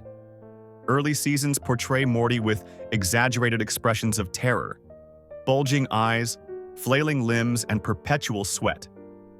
As the series progresses, his physical mannerisms become more controlled and deliberate. His posture straightens slightly, his movements become more purposeful, and his expressions display a wider emotional range beyond just fear. When watched in sequence, these visual changes create a satisfying progression that mirrors his internal development. Voice actor Justin Roiland's performance undergoes a similar transformation. Early Morty's voice is pitched higher, breaking constantly with pubescent cracks during moments of stress. Later seasons feature a more measured vocal performance, with Morty's voice breaking less frequently and displaying more emotional control. His stuttering, "Oh geez" catchphrase evolves from a nervous tic into something more nuanced that can express everything from mild concern to resigned acceptance of cosmic horror. Some of the compilation's most compelling moments come from Morty's occasional rebellions against Rick. After years of being dragged through traumatic adventures, Morty develops moments of surprising backbone. In Rest and Ricklaxation, when a toxic-free version of Morty emerges, we see the confidence that was always buried beneath his anxiety. Even when he returns to his normal self, traces of this assertiveness remain, showing how Morty's character continues evolving despite Rick's influence. What makes this journey so satisfying in compilation form is how these moments create an emotional through-line across otherwise disconnected scenes. When we see early season Morty panicking at the sight of an alien, followed by a later season Morty calmly navigating a similar situation, the contrast creates a satisfying narrative progression even without the full episode's context. This emotional continuity gives viewers something to latch onto as they drift toward sleep, providing a sense of resolution amid the chaos. By season 5, Morty occasionally becomes the voice of reason in absurd situations. When Rick proposes increasingly dangerous or morally questionable schemes, it's often Morty who identifies the ethical problems or practical flaws. This role reversal creates some of the show's most interesting dynamic shifts. The formerly terrified sidekick now sometimes functions as Rick's moral compass, challenging his grandfather's decisions not from a place of fear, but from a developing ethical framework of his own. Perhaps most interestingly, Morty never fully abandons his anxiety. Unlike typical character arcs where fear is completely overcome, Morty's nervousness remains a core part of his character. What changes is his relationship to that anxiety. Rather than being controlled by his fear, later season Morty acknowledges his anxiety while still functioning despite it. This nuanced portrayal of growth feels more authentic than a complete transformation would, creating a character journey that resonates with viewers' own experiences of anxiety. The compilation draws special attention to moments where Morty directly challenges Rick's nihilism. While Rick insists nothing matters, Morty increasingly argues for the importance of connection and empathy. These philosophical disagreements evolve from Morty's simple moral objections in early seasons to more nuanced ethical positions later on. By compiling these moments together, the video creates a philosophical dialogue between the characters that spans the entire series, showing how Morty's worldview develops in response to, and sometimes in opposition to, Rick's. This gradual evolution makes Morty's character arc perhaps the most relatable aspect of the show. While few of us will ever match Rick's genius or experience his cosmic adventures, Most viewers understand what it means to feel overwhelmed by life's chaos before gradually developing resilience. Morty's journey from perpetual panic to occasional wisdom mirrors our own growth as we navigate life's absurdities. His imperfect but persistent development creates an emotional anchor that works perfectly for bedtime viewing, reassuring us that growth is possible even amid cosmic chaos. Speaking of cosmic chaos, have you ever wondered why watching a frantic scientist scream about the meaninglessness of existence while traveling between dimensions actually helps you drift off to sleep?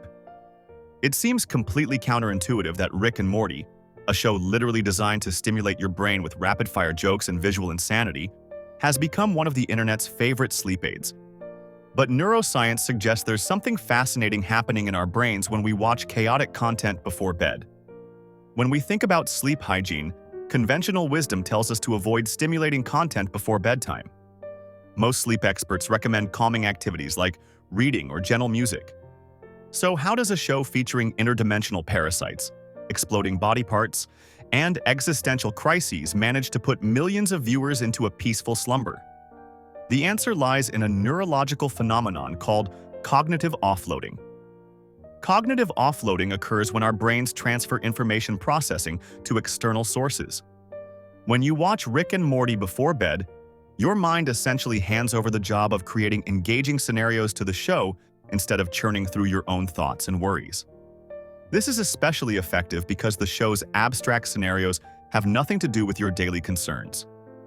Your brain gets to process something completely detached from your personal anxieties, like pickle scientists or talking cats from space, rather than tomorrow's job interview or that awkward conversation you had last week. Sleep researchers at UCLA have found that media serving as a thought replacement can actually help people with racing minds fall asleep faster. The key is that the content must be engaging enough to capture attention but not so emotionally investing that it keeps you alert. Rick and Morty hits this sweet spot perfectly. Its absurdist humor engages your brain just enough to distract from personal worries without demanding full emotional investment in its consequences. The rhythm of this compilation specifically enhances this effect. Notice how high-energy scenes featuring Rick's manic outbursts are often followed by quieter, more contemplative moments. This alternating pattern creates a form of entertainment breathwork, stimulation followed by relaxation, that gradually trains your brain to slow down. Sleep specialists recommend this type of varying stimulation as it mirrors natural sleep onset patterns, where our brains gradually shift from active to passive states. Another critical factor is familiarity. Neuroscientists have discovered that our brains expend less energy processing content we've already seen. When you rewatch episodes or clips well, your brain doesn't need to work as hard to understand the plot or follow new developments. This reduced cognitive load allows your mind to enter a more relaxed state while still being entertained. The compilation format enhances this effect by presenting favorite moments that viewers likely recognize, creating a comforting sense of predictability even amid the show's chaos. The compilation's careful curation also plays a vital role in its sleep-inducing quality. You might notice this collection deliberately avoids the show's most graphically disturbing scenes. While Rick and Morty sometimes ventures into body horror territory, a sleep-friendly compilation intentionally selects humor over horror. This selective presentation keeps arousal levels moderate, enough to be entertaining without triggering the fight-or-flight response that would keep you awake. The show's distinctive audio landscape also contributes to its effectiveness as a sleep aid. The background sounds in Rick's garage, the familiar cadence of character voices, and even the musical cues create an audio environment that becomes associated with relaxation through repeated viewing. This phenomenon, called conditioning, means your brain eventually learns to associate these sounds with pre-sleep rituals, making it easier to transition to sleep each time you hear them. Perhaps most surprisingly, the show's absurdist humor serves a crucial psychological function for sleep. Humor researcher Dr. Sophie Scott from University College London explains that absurdist comedy works as a kind of mental release valve. When we laugh at Rick's nihilistic observations or Morty's exaggerated reactions, we're processing existential concepts through humor rather than anxiety. This helps deactivate the default mode network, the part of our brain responsible for rumination and worry, which must quiet down before sleep can occur. The brain's relationship with light and color also plays a role here. While blue light from screens is generally discouraged before bed, the compilation's animated nature creates an interesting exception. Animation has defined edges and simplified color schemes compared to live action, which requires less intensive visual processing. The show's frequent space backgrounds featuring deep blues and purples actually align with colors that sleep researchers have found least disruptive to melatonin production. When these scenes are interspersed throughout the compilation, they create visual breathing room that helps your eyes relax. The content itself offers psychological comfort through what psychologists call vicarious resolution. Throughout the compilation, we see characters encounter absurd problems and eventually resolve them, or at least survive them. This narrative pattern satisfies our brain's desire for closure before sleep. Even when the resolution is simply Rick dismissing the problem entirely, it models a form of acceptance that helps viewers let go of their own unresolved tensions. What's particularly effective about Rick and Morty as a sleep aid is that it addresses existential anxiety head-on through comedy. Many people stay awake worrying about big questions: purpose, mortality, meaning. The show tackles these same topics but frames them as cosmic jokes rather than terrifying mysteries. When Rick casually dismisses the most profound questions of existence, it gives viewers permission to temporarily set aside their own philosophical anxieties. Neuroimaging studies show that when we're struggling to fall asleep, the prefrontal cortex, responsible for analytical thinking, remains overactive.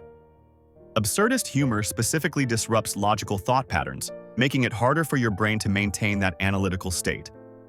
When Rick delivers a punchline that defies logic or expectation, your brain momentarily abandons its attempt to make sense of everything, creating brief windows where sleep onset becomes easier. The compilation format enhances this effect by creating what sleep scientists call a mental off-ramp. Individual clips provide natural stopping points where viewers can drift off without feeling compelled to see how a full episode resolves.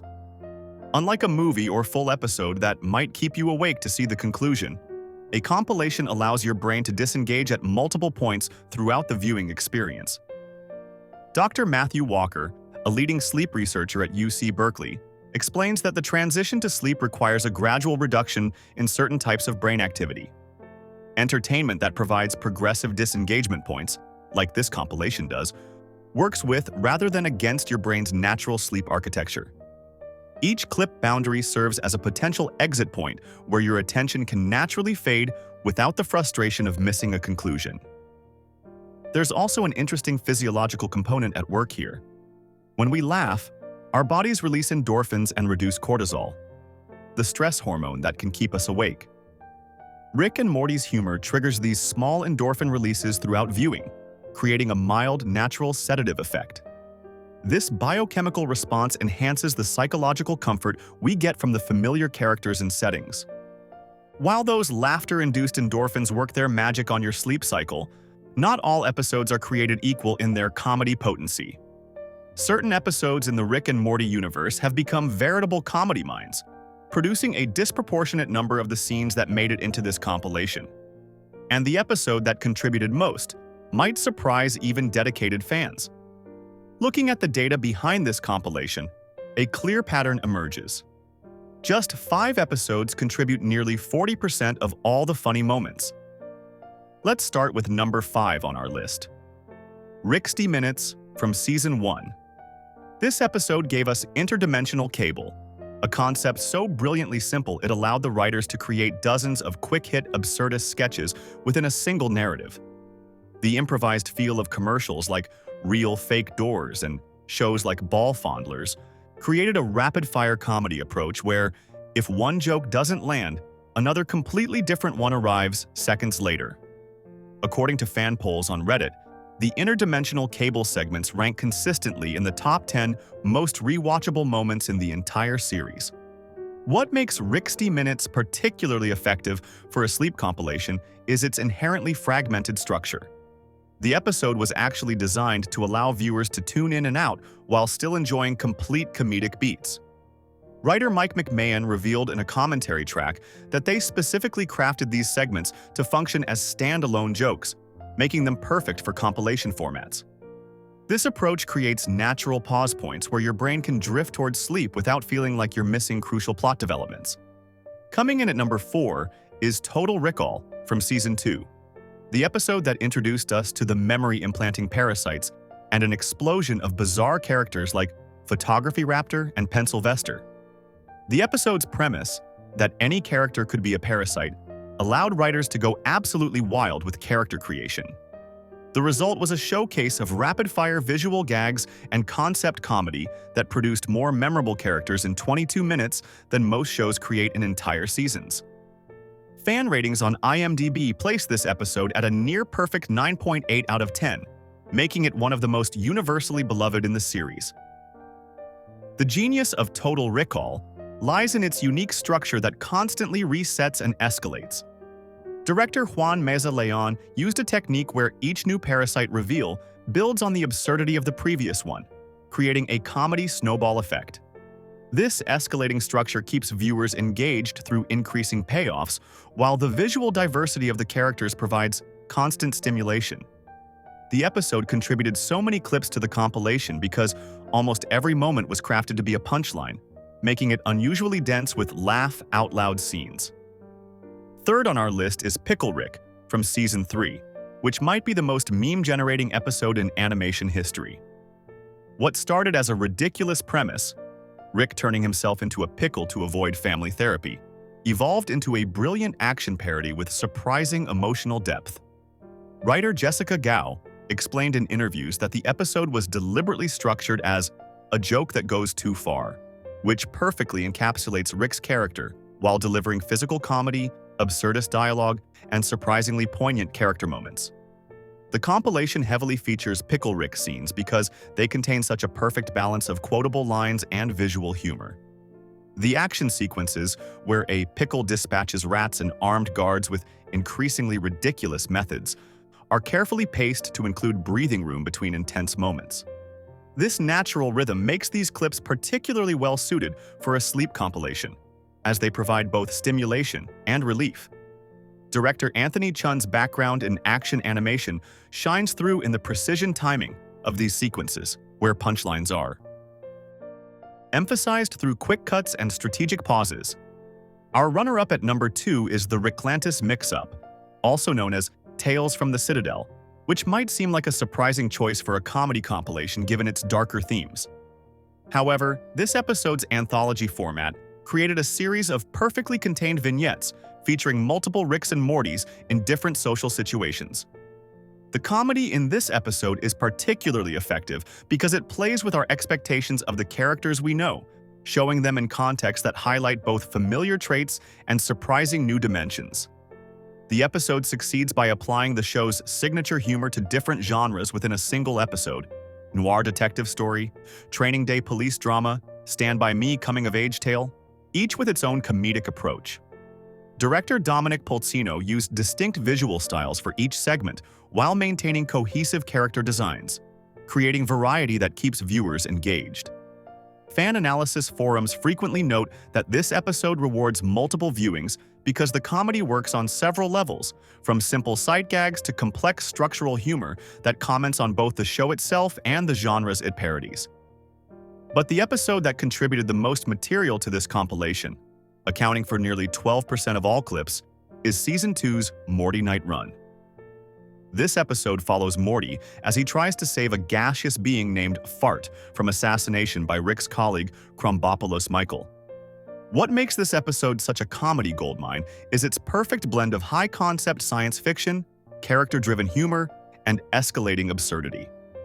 The adventure takes Morty and Rick through an alien arcade called Blips and Chits, featuring the now iconic Roy a Life Well Lived game, before culminating in a musical sequence that somehow manages to be both hilarious and hauntingly beautiful. Writer David Phillips created an episode structure that constantly subverts expectations, setting up seemingly predictable scenarios before taking sharp left turns into unexpected territory. The episode features more standalone funny moments than any other, because it continuously places familiar characters in novel situations that force them to react in revealing ways. According to commentary from director Dominic Polsino, the episode was specifically designed with comedy checkpoints throughout, ensuring that even the transitional scenes contained memorable jokes. What these top 5 episodes have in common is a specific approach to comedy that transcends simple gags. Series co-creator Dan Harmon has described his writing philosophy as finding the familiar in the unfamiliar and the unfamiliar in the familiar, and these episodes exemplify this approach perfectly. They create scenarios just strange enough to surprise us, but recognizable enough that we understand the comedic logic at play. This balance makes them particularly effective for rewatch value, a crucial quality for compilation content. The episodes that didn't make this top 5 tend to be more plot-heavy or focus on character development over pure comedy. While episodes like The Wedding Squanchers or The Rick Shank Redemption contain important series moments, they don't generate as many compilation-worthy clips because their humor is more dependent on narrative context. The compilation-friendly episodes create scenes that maintain their comedic impact even when removed from their original storylines. Fan reception data shows a strong correlation between episodes rated highly for rewatchability and those featured prominently in the compilation. On platforms like Reddit's r/Rick and Morty, threads analyzing the most rewatchable episodes consistently mention the same 5 that dominate this compilation. This suggests the creators understood exactly what makes certain Rick and Morty moments endure in fans' memories and carefully selected scenes that would retain their impact even after multiple viewings. Fan data shows which episodes have staying power, but an entirely different pattern emerges when we isolate the actual scenes that made it into this compilation. What's fascinating is how often the title characters take a back seat to unexpected character combinations, pairings the writers themselves admitted were happy accidents rather than planned comic dynamics. While Rick and Morty might be the show's namesake, the compilation reveals that some of the most sleep-inducing laughter comes from interactions between characters who weren't initially designed to share substantial screen time.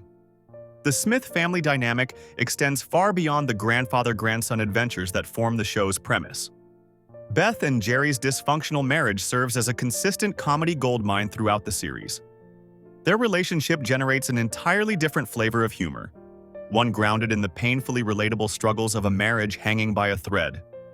In the compilation, scenes featuring Beth's cutting remarks about Jerry's inadequacies appear with surprising frequency.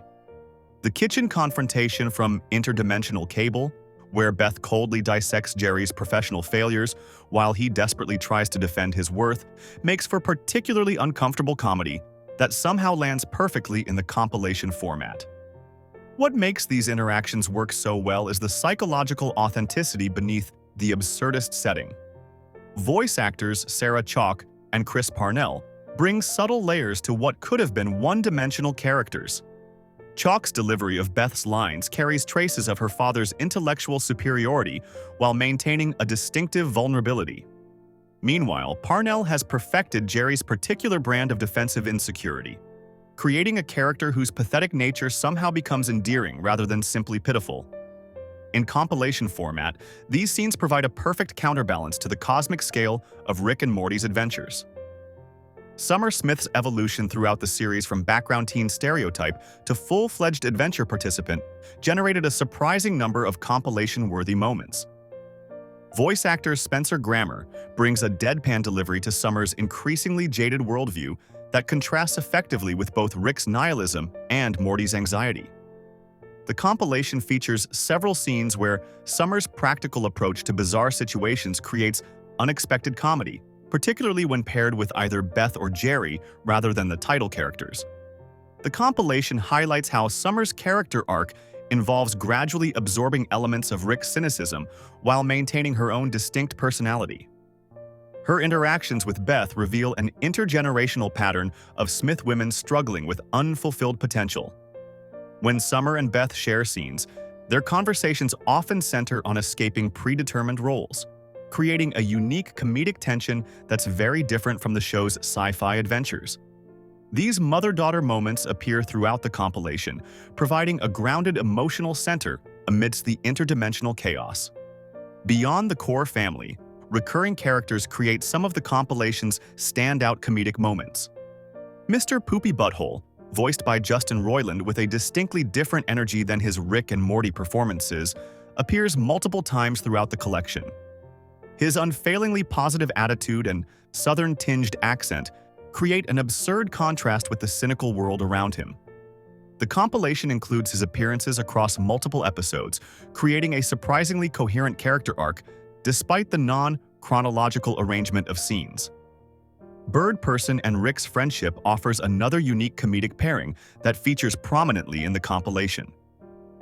Voice actor Dan Harmon delivers Bird Person's lines with a deliberately flat affect that creates perfect deadpan humor when contrasted with Rick's manic energy. These interactions showcase a different side of Rick, one capable of maintaining long-term relationships despite his claims of emotional detachment. The compilation includes several Bird Person scenes from across different seasons, highlighting how this character relationship evolved from a simple joke into something with surprising emotional depth. Perhaps the most unexpected chemistry that emerges in the compilation comes from the Jerry and Rick pairing. Despite being positioned as antagonists throughout much of the series, their rare adventures together generate some of the compilation's biggest laughs. The inherent tension between Rick's hyper-competent misanthropy and Jerry's bumbling insecurity creates a classic comedy dynamic reminiscent of mismatched buddy films. These scenes work so well because they force both characters out of their comfort zones, revealing new dimensions to their personalities. The compilation also reveals how minor characters often steal scenes when paired with main cast members. Principal Vagina, voiced by Phil Hendry, appears in several compilation clips, his bureaucratic mindset creating perfect comedic friction when confronted with the Smith family's bizarre reality. Similarly, Mr. Goldenfold's appearances generate consistent laughs through the sheer incongruity of placing a mundane math teacher in extraordinary circumstances. These character combinations work because they establish a recognizable pattern before subverting it in unexpected ways. One particularly effective character dynamic highlighted in the compilation is the unlikely friendship between Summer and Morty that develops in later seasons. Early episodes position them as typical bickering siblings, but as both characters gained depth, their shared experiences of Rick's influence created a unique bond. Several compilation clips show them working together to manage Rick's chaos or supporting each other through existential crises. This evolution creates satisfying character development even in a non-linear compilation format. What makes these character combinations work so exceptionally well is the voice performance and the animation techniques used to enhance their interactions.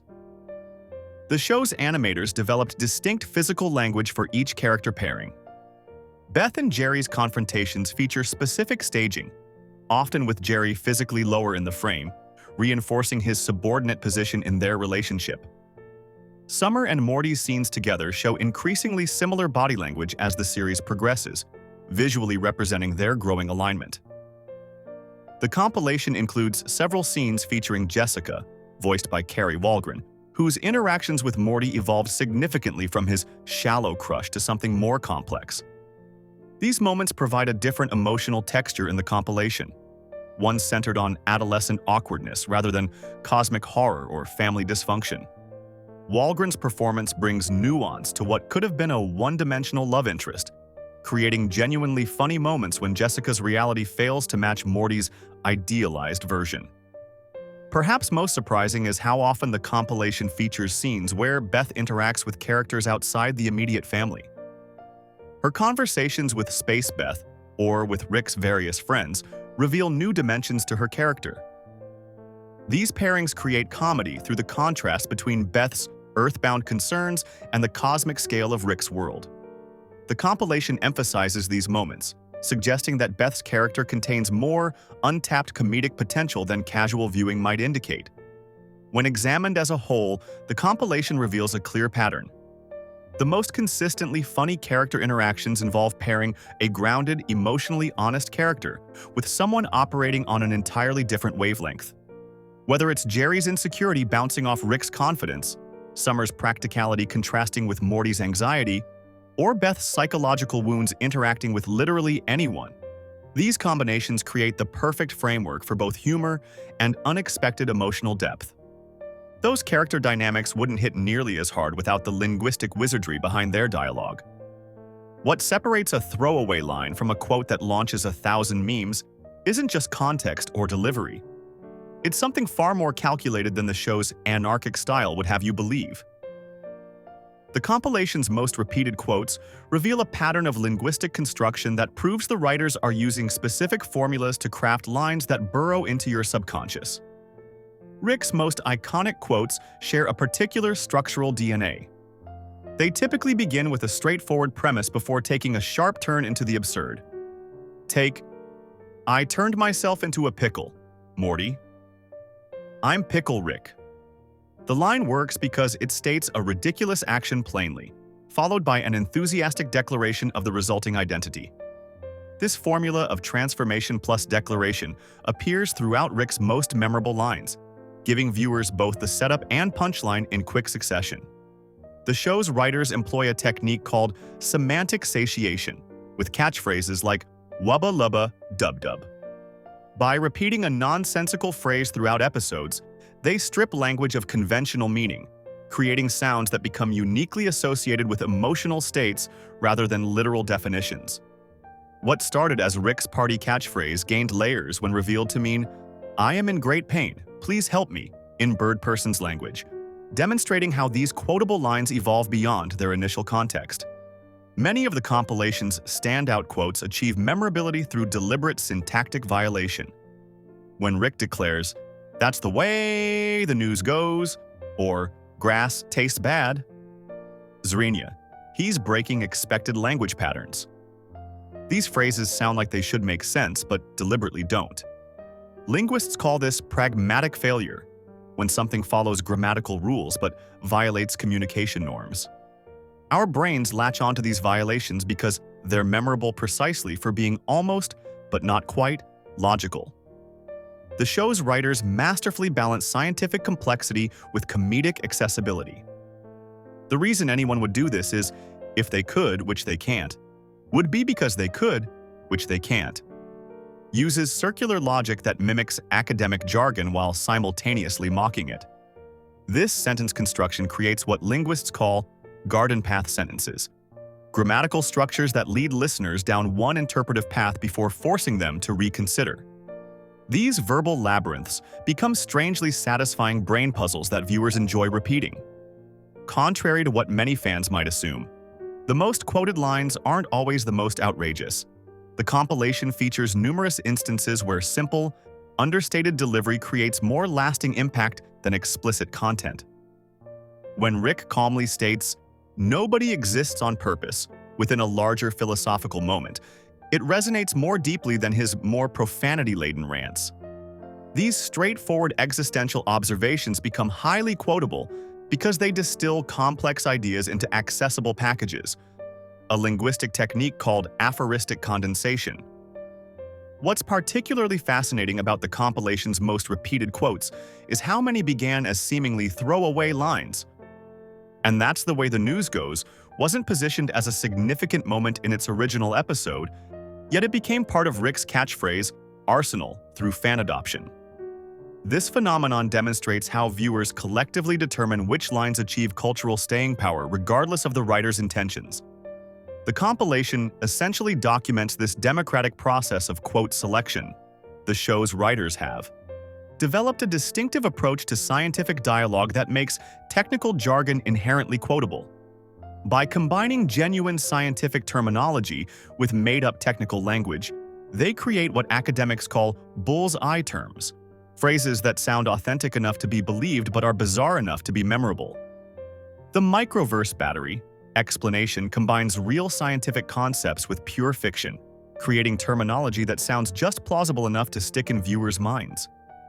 Many of the compilation's most enduring quotes employ what linguists call bathos, a sudden drop from elevated language to the commonplace.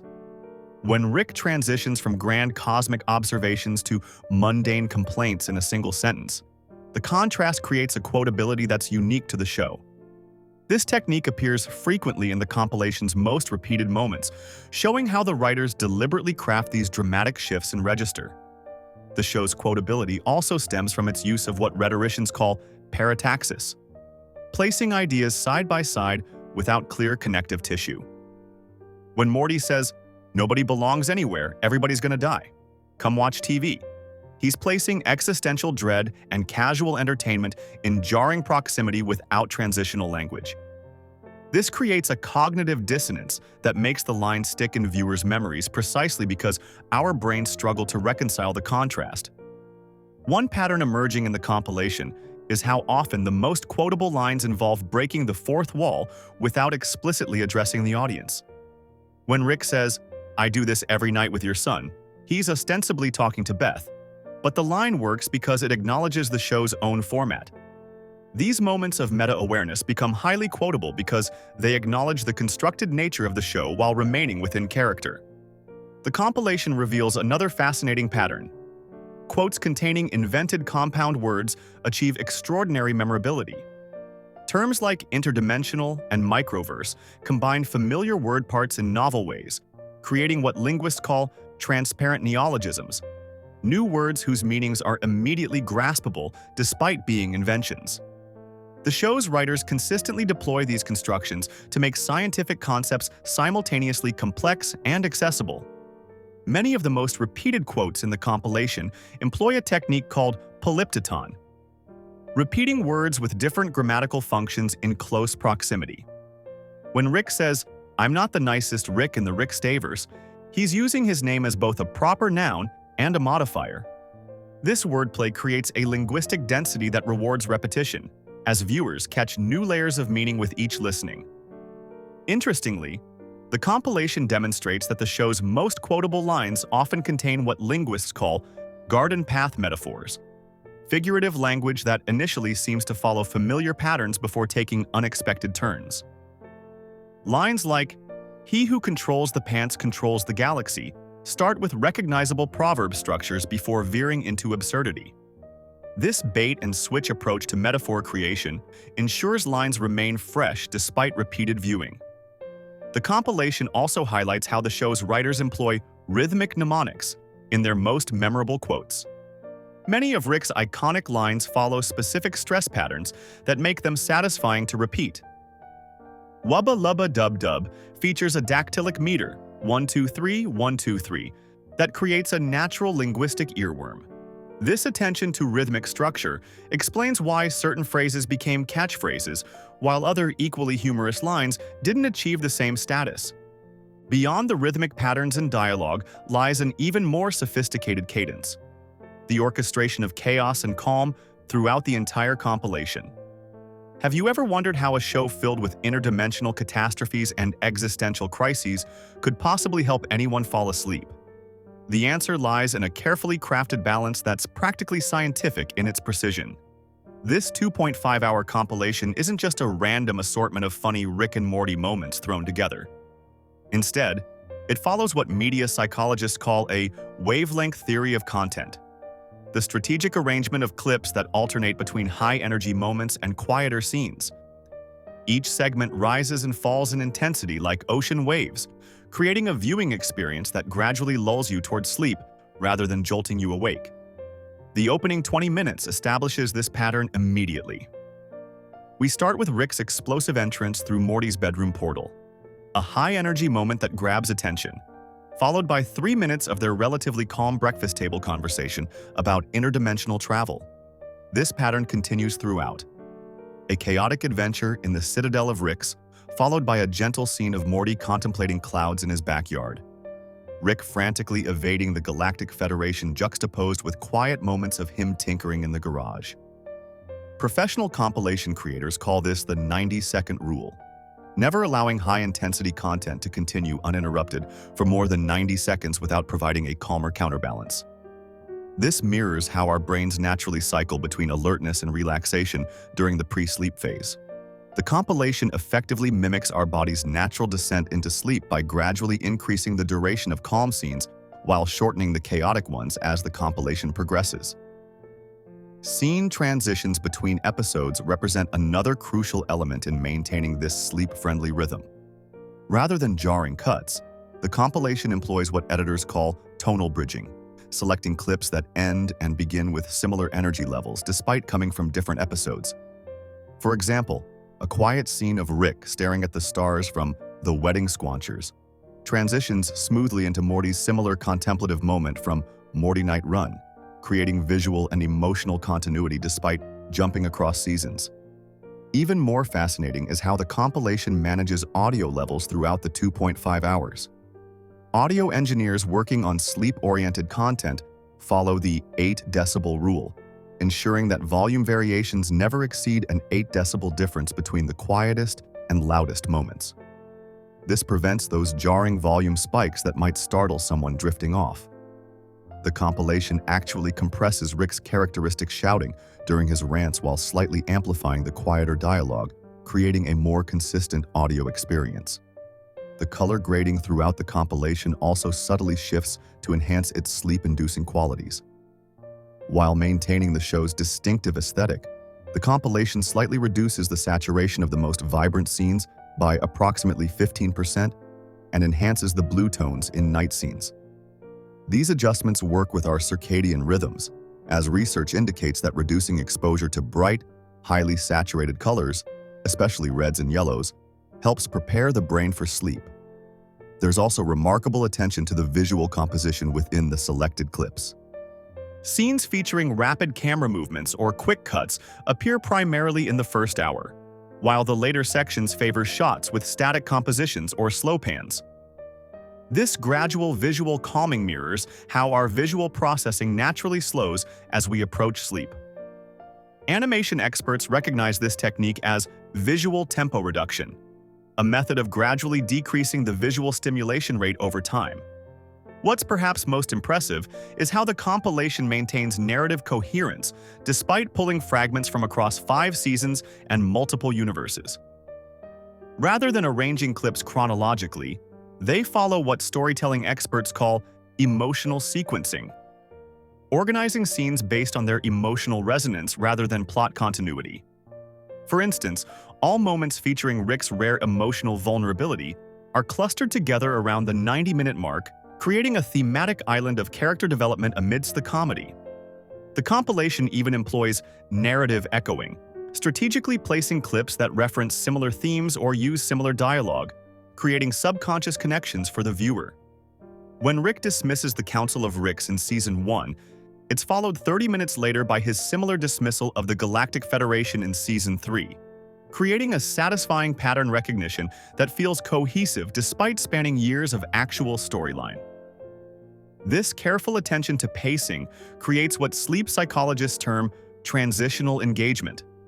Content engaging enough to distract your conscious mind from daily stressors, but gradually winding down in intensity to match your body's natural sleep preparation. The compilation effectively serves as a bridge between wakefulness and sleep, keeping you company during that crucial transition period when racing thoughts might otherwise keep you alert. Adding to this effect is the deliberate arrangement of character-focused scenes. The compilation front-loads clips featuring multiple characters and complex interactions, while the later sections increasingly feature scenes with just Rick or just Morty, often in quieter moments of reflection. This gradual social downsizing mirrors how our social brain naturally disengages as we prepare for sleep. The sound design elements follow a similar pattern. Early clips feature the show's full range of audio effects, portal sounds, laser blasts, alien languages, and crowd noises. But as the compilation progresses, clips with simpler soundscapes predominate, eventually favoring scenes with just dialogue and minimal background effects. This progressive audio simplification helps ease the brain's auditory processing load as you drift towards sleep. Perhaps most subtly effective is how the compilation handles its ending.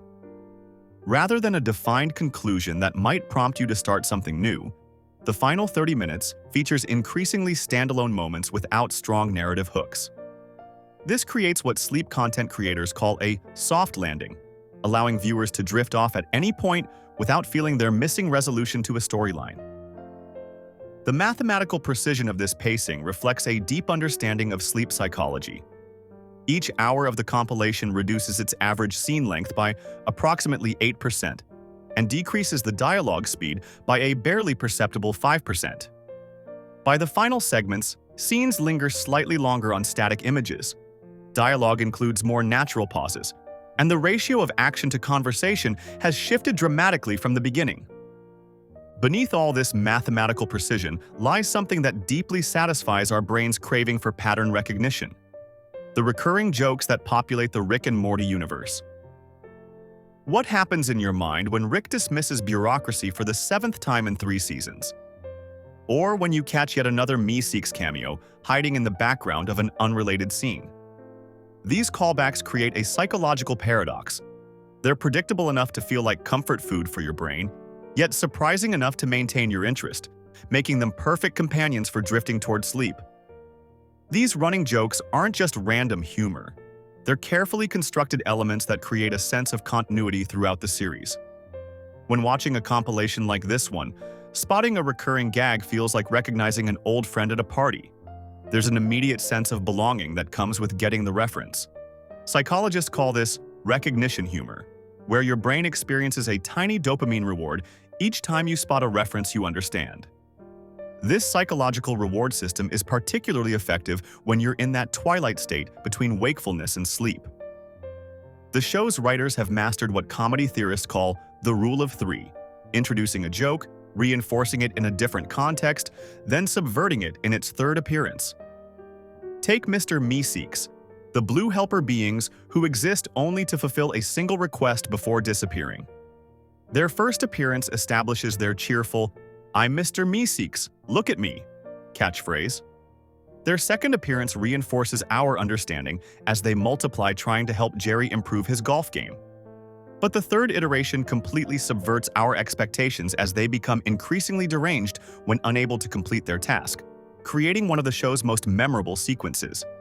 What makes these callbacks particularly effective in a sleep compilation is how they create what neuroscientists call cognitive anchors, familiar touchpoints that help orient viewers even as they're drifting in and out of attention. The compilation deliberately arranges these recurring elements to provide just enough structure without demanding complete focus. You might miss half the plot while dozing, but when you hear grass tastes bad, for the 3rd time, your brain registers the pattern even in a semi-conscious state. Some of the show's most effective recurring jokes evolve substantially over time, taking on new dimensions as the characters grow. The Council of Ricks starts as a simple gag about Rick's multiple dimensional counterparts, but gradually expands into a complex political entity with its own internal power struggles. By the time they reappear in the Ricklantis mix-up, the concept has transformed from a one-off joke into a rich narrative framework exploring themes of identity and governance, all while maintaining the comedic core that made it work initially. The compilation cleverly juxtaposes early and late iterations of these evolving jokes, creating satisfying mini-arcs even without chronological ordering.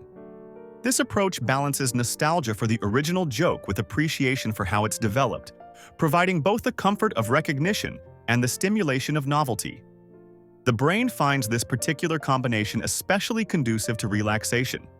It's familiar enough not to demand full analytical attention, yet varied enough to prevent boredom.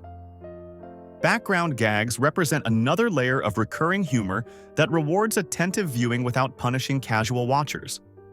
The alien graffiti that appears throughout the series contains consistent symbols and phrases, creating an evolving visual language for eagle-eyed fans.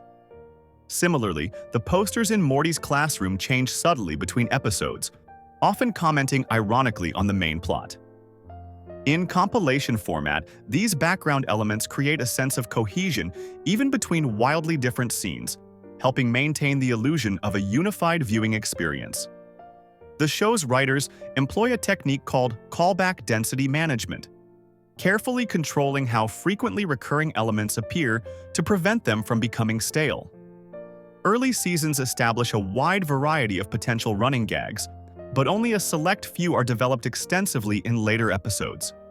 This creates a rich field of possible callbacks without overwhelming viewers with repetition.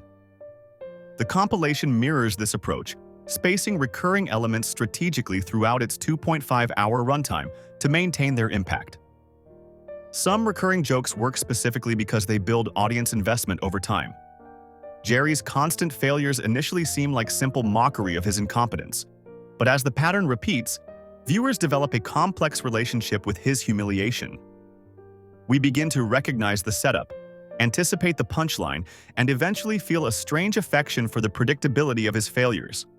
By the time we reach later seasons, the show can subvert this expectation for maximum impact, occasionally allowing Jerry moments of unexpected competence that land with additional force because they violate the established pattern. The emotional resonance of recurring jokes often deepens through repetition. Rick's catchphrase, "Wubba Luba Dub Dub," initially appears to be meaningless nonsense, but when Bird Person reveals it means, "I am in great pain, please help me," in his language, every previous use of the phrase is retroactively transformed. This revelation doesn't just change future appearances of the joke, it recontextualizes every previous instance, creating a peculiar form of backward-moving character development. The compilation leverages this knowledge by including both pre-revelation and post-revelation instances of the catchphrase, creating a subtle emotional through-line.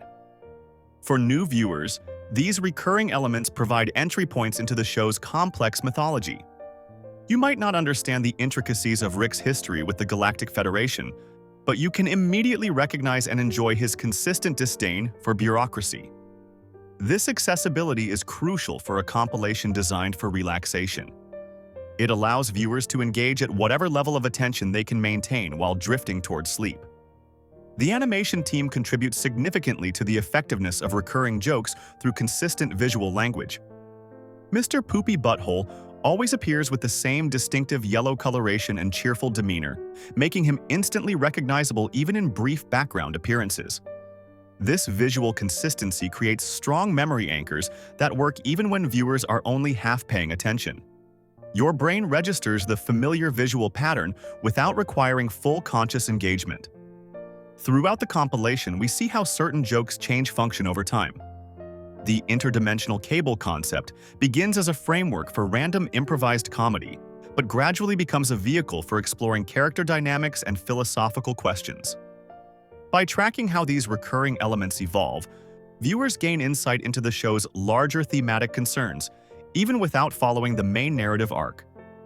This layered approach to comedy creates a viewing experience that works whether you're analyzing closely or simply letting the familiar patterns wash over you. While Rick and Morty has built its reputation on scientifically complex plots and darkly absurdist humor, some of its most memorable moments occur when the mathematical precision gives way to raw emotion. What happens when a show that typically mocks conventional television sentimentality suddenly delivers scenes that bring tears to your eyes? The compilation highlights these rare instances where the show drops its ironic shield and allows genuine feeling to penetrate.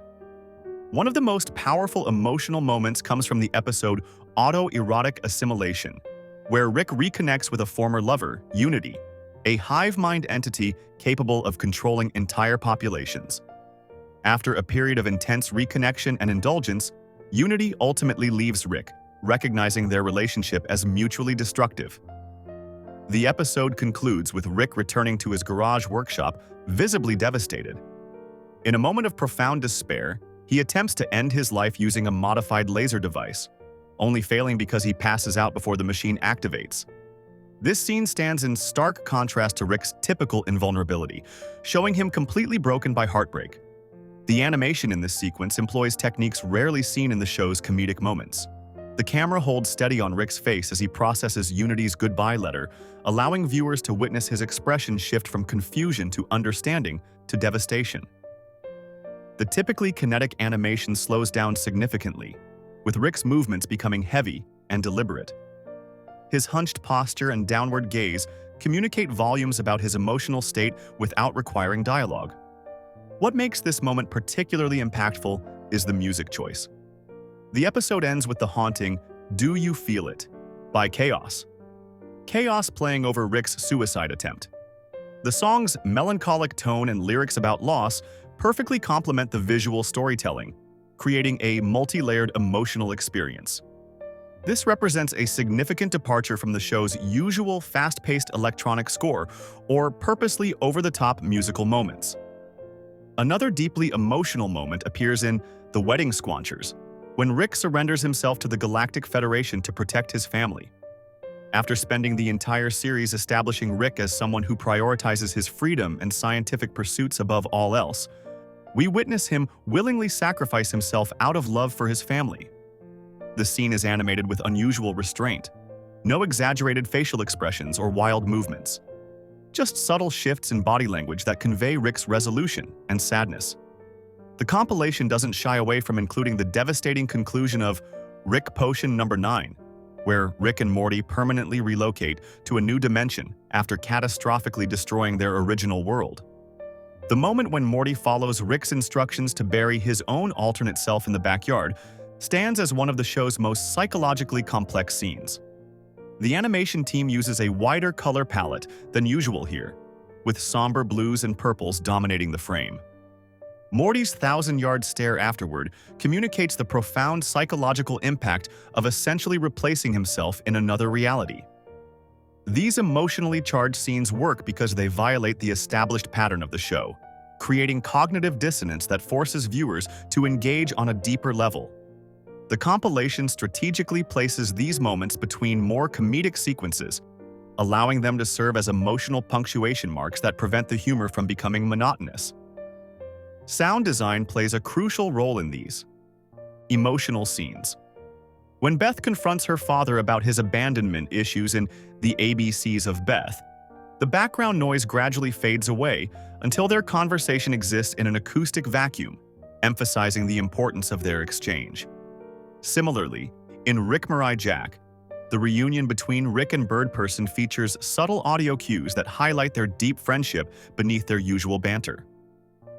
The compilation also includes the poignant scene from Ricksty Minutes, where Summer discovers she was an unplanned pregnancy who almost led to her parents getting an abortion.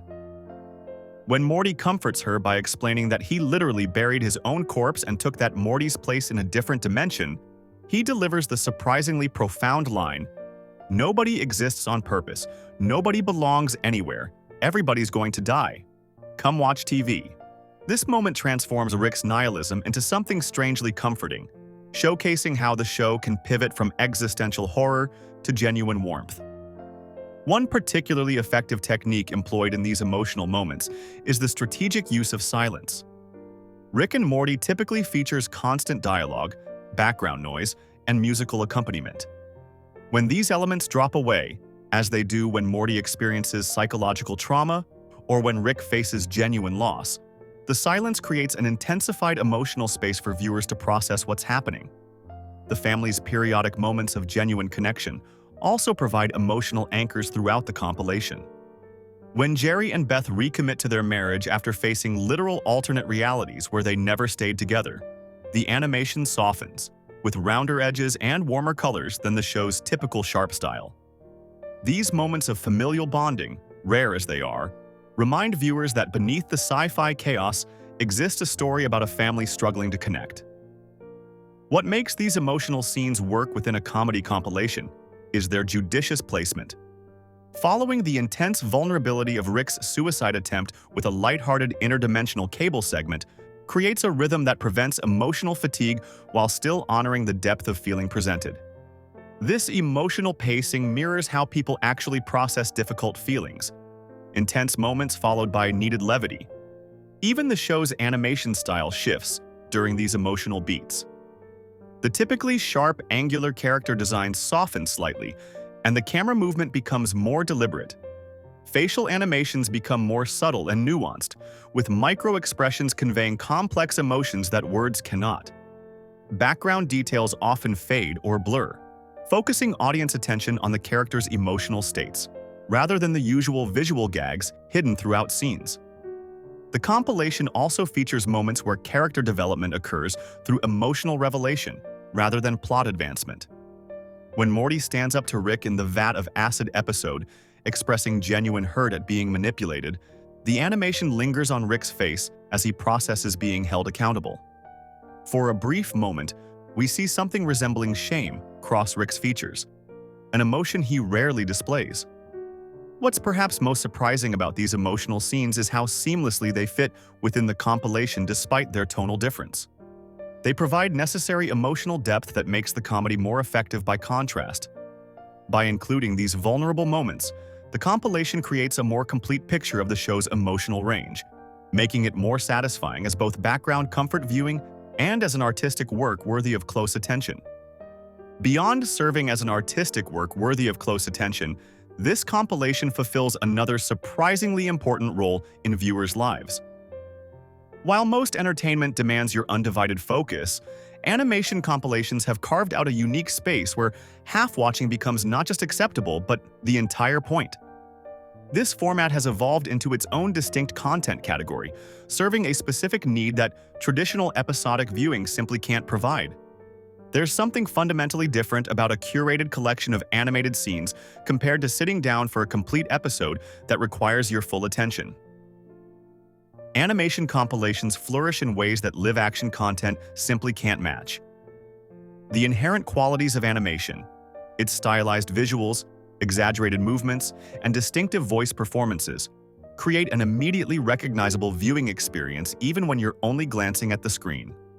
Rick and Morty's universe is particularly suited for this format because its distinct visual language communicates so much through color, shape, and sound. You can identify a portal gun activation or recognize Rick's silhouette from across the room without needing to catch every word of dialogue. According to viewer surveys, over 70% of people who regularly watch animation compilations report doing so while engaged in other activities. The most common parallel activities include studying, completing household chores, drawing or other creative pursuits, and of course, attempting to fall asleep. One Reddit user described their experience. "I put on Rick and Morty compilations when I'm working on art projects. Something about the chaos in the background actually helps me focus on what I'm doing while still feeling like I have company." The non-linear nature of these compilations creates a fundamentally different relationship with the content. Unlike traditional episodes where missing plot points means losing narrative threads, compilations free viewers from the obligation of continuous attention. You can look away for minutes at a time, return your focus when a familiar voice catches your attention, and never feel like you've missed anything critical. This low-pressure viewing experience allows your brain to allocate attention resources more flexibly, perfect for when you're working on something else or drifting toward sleep. These compilations have fostered entire communities built around shared viewing experiences. Users on platforms like Reddit, Discord, and YouTube comment sections regularly exchange timestamps of favorite moments, suggest ideal activities to pair with specific compilations, and even discuss how certain scenes take on new meaning when experienced in this ambient format. One community moderator noted, "What's fascinating is how people develop routines around these videos. Some viewers have specific compilations they watch exclusively while working on programming projects. Others have ones they save for when they're feeling anxious." Animation enthusiasts particularly appreciate how compilations highlight the artistry of the medium without demanding the sustained focus required to follow complex plots.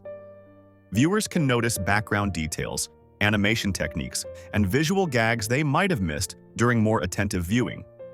A YouTube commenter observed, "I've seen every episode multiple times, but I still catch new things in the backgrounds of scenes when they play in compilations.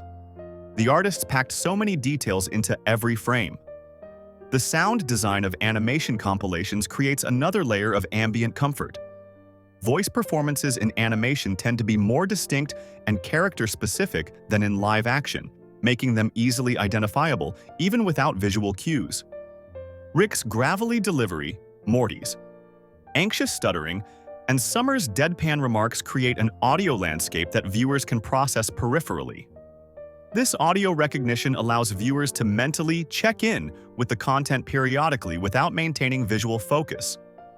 Many compilation creators have developed an intuitive understanding of how to structure these videos for optimal background viewing. Extended sequences featuring abstract visuals or ambient alien environments appear more frequently as compilations progress, creating natural lulls where viewers can direct their attention elsewhere. These visual rest areas function as perfect moments to refocus on other tasks or allow sleep to take over naturally. What's particularly interesting is how watching Rick and Morty in this format actually transforms the viewing experience. The compilation format strips away the need to follow sequential plots, instead highlighting the show's philosophical underpinnings and character moments. When scattered throughout a compilation, Rick's nihilistic observations become meditative rather than narrative, functioning almost like koans for contemplation during other activities. The compilation format also serves an important social function for animation enthusiasts. Having familiar characters present in your space creates a form of parasocial companionship that many viewers find comforting. One viewer described it as like having friends over who don't demand anything from you. This sense of companionship without obligation makes these videos particularly valuable for people who want background noise that feels more engaging than music, but less demanding than a new show. Animation compilations satisfy what psychologists call ambient sociality needs, the desire for human-like presence without direct interaction. The characters become familiar presences in viewers' spaces, creating a comfortable environment for other activities. Unlike podcasts or audiobooks which demand some level of comprehension, animated compilations can be processed at whatever attention level the viewer can spare at any given moment. The technology habits of younger viewers have particularly embraced this viewing style. Growing up with multiple screens and constant content availability, many animation enthusiasts have developed sophisticated partial attention strategies. They've trained themselves to maintain awareness of background content while focusing primarily on other tasks, checking in visually only when audio cues signal something of interest. This selective attention approach transforms what might seem like distracted viewing into a deliberate content consumption strategy. For those who struggle with complete silence while working or falling asleep, animation compilations provide the perfect middle ground between distracting music and the emptiness of no stimulation. The predictable unpredictability of Rick and Morty scenes creates just enough novelty to prevent the mind from wandering to anxious thoughts, without demanding the kind of attention that would interfere with sleep, onset, or task completion. The portability of this viewing experience also contributes to its popularity. Animation enthusiasts often describe having specific compilations they've watched dozens of times across different devices and locations. This consistency creates a familiar environment regardless of physical location. The same compilation might accompany late-night work sessions in a dorm room, serve as background during commutes, and help establish a sleep routine in unfamiliar hotel rooms. The familiar consistency viewers enjoy from these compilations exists despite the show itself undergoing dramatic artistic evolution across its 5 seasons. What appears like a random assortment of funny clips actually represents a meticulously crafted journey through Rick and Morty's multiverse of animation styles, tonal shifts, and expanding mythology, all without disturbing your path to dreamland. Navigating 5 seasons of a show that regularly destroys and rebuilds its own universe presents unique challenges for compilation creators. Each season of Rick and Morty doesn't just continue the story, it often reinvents the show's visual language, narrative approach, and even its fundamental rules. Season 1's relatively straightforward sci-fi parody gradually transforms into Season 5's complex mythology with multiple canonical timelines. Yet somehow, this compilation maintains narrative flow while jumping between wildly different eras. Animation director Erica Hayes points out that the series underwent significant visual evolution. Season 1 had a rougher aesthetic with more visible line work and less complex backgrounds. By Season 3, we'd developed a more polished look with deeper environments and more nuanced character expressions. This evolution is particularly noticeable in space scenes, where early episodes feature simple star fields while later seasons showcase intricate nebulae and cosmic phenomena. The compilation addresses these jarring differences through what editors call visual bridging, strategically placing scenes with similar color palettes or background elements adjacent to each other regardless of their chronological order. For instance, the compilation places a Season 1 garage scene directly before a Season 4 garage scene, maintaining location consistency while the animation quality noticeably improves. This technique, known as environmental anchoring, helps viewers' brains process the transition more smoothly than if they jump between completely different settings. Sound design reinforces these transitions with consistent audio elements like portal gun effects or spacecraft engine noises that maintain auditory continuity across widely different animation styles. Beyond visual consistency, the compilation organizes clips around emotional and thematic connections rather than plot chronology. Animation scholar Dr. Janet Murray calls this approach emotional threading, where scenes sharing similar emotional beats are grouped together even if they're from different storylines or seasons. We see this when the compilation groups various Rick abandons Morty moments from across all 5 seasons, creating a mini-narrative about their relationship dynamics without explicitly stating it. This emotional continuity often proves more important for sleep-inducing content than strict narrative coherence. Character arcs receive special treatment through what compilation experts call evolution sequencing. Rather than showing a character's development chronologically, the compilation occasionally presents brief progression montages that highlight their growth. We see this technique applied to Beth's journey from insecure daughter to confident clone, or possibly original Beth, with clips carefully arranged to show her increasing assertiveness while maintaining enough distance between major revelations to avoid confusion. These glimpses of character development provide satisfying narrative touchpoints without requiring viewers to follow complex storylines. The show's expanding mythology presents perhaps the greatest challenge. Early seasons featured relatively self-contained adventures, while later seasons introduced the citadel of Ricks, evil Morty, and complex multiverse politics. Rather than avoiding these complexity increases, the compilation includes what editor Matt Stosky calls mythology touchstones, brief scenes that acknowledge these developments without diving into their narrative complications. These moments typically appear as transitional bridges between more straightforward clips, giving knowledgeable fans recognition without alienating casual viewers. One particularly effective technique involves what the compilation's creator describes as dimensional anchor points, iconic locations that appear throughout the series like the Smith family home, Blips and Chit's arcade, or the Citadel of Ricks. These familiar settings provide stable reference points amid the interdimensional chaos. When the compilation needs to transition between radically different storylines, it often uses these locations as intermediary stops, creating a sense of returning home before venturing into another dimension or timeline. Animation quality differences between seasons receive careful treatment through gradient sequencing. Rather than jumping directly from crude Season 1 animation to polished Season 5 visuals, the compilation creates gradual transitions by arranging clips in order of increasing animation quality.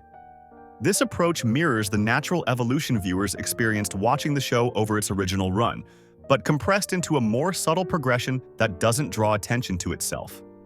The compilation's creators also employ narrative echo chambers, recurring story patterns that appear across different seasons. For example, Rick's brushes with romantic vulnerability occur in multiple seasons but follow similar emotional beats. By grouping these moments together, the compilation creates coherent mini-narratives for viewers who recognize the pattern. This technique leverages what psychologists call pattern recognition comfort. Our brains find satisfaction in noticing familiar structures even when the specific content varies.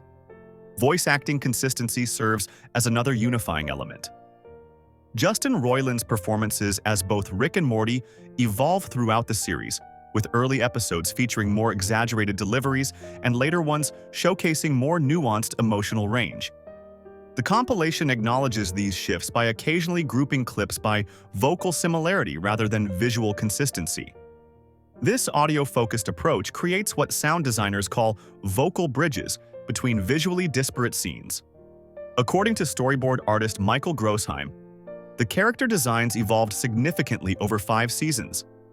Early Rick was more gangly with exaggerated proportions, while later, Rick became more consistent and refined. The compilation addresses these design evolutions through stylistic sandwiching, placing a scene with intermediate character design between early and late series clips to create a more gradual visual transition. This technique is particularly evident with Summer's character, whose design changed substantially from background character to adventure participant. The compilation also takes advantage of the show's diverse art styles. Episodes like Bushworld Adventures, with their intentionally different animation approach, serve as perfect palate cleansers between more traditional segments. These stylistic departures create what animation scholars call aesthetic reset points, moments where viewers subconsciously recalibrate their visual expectations, making subsequent transitions less jarring. Perhaps most importantly, the compilation maintains narrative coherence through episode referentiality, without requiring viewers to understand complex continuity. When clips from serialized stories appear, they're carefully selected to function as standalone moments while rewarding knowledgeable fans with contextual significance. This dual-layer approach ensures that casual viewers can enjoy surface humor while devoted fans appreciate deeper narrative connections. A perfect balance for content designed to be watched while falling asleep. So we've made it through our journey of cosmic chaos, animation appreciation, and yes, even a little bit of sleep science. There's something strangely perfect about drifting off to the adventures of a nihilistic scientist and his anxious grandson. It's like the universe is telling us that it's okay to let go of our own problems when we see characters navigating multiverse catastrophes with a shrug and a burp. This compilation works because it transforms what could be anxiety-inducing philosophy into something soothing. The mixture of existential quips, absurd humor, and those rare, vulnerable moments creates a mental space where we can just exist. No pressure, no purpose required. Whether you're actively watching or just letting Rick's gravelly wisdom wash over you as you fall asleep, this 2.5-hour collection offers something unique: permission to find peace in chaos. And honestly, what's more Rick and Morty than that?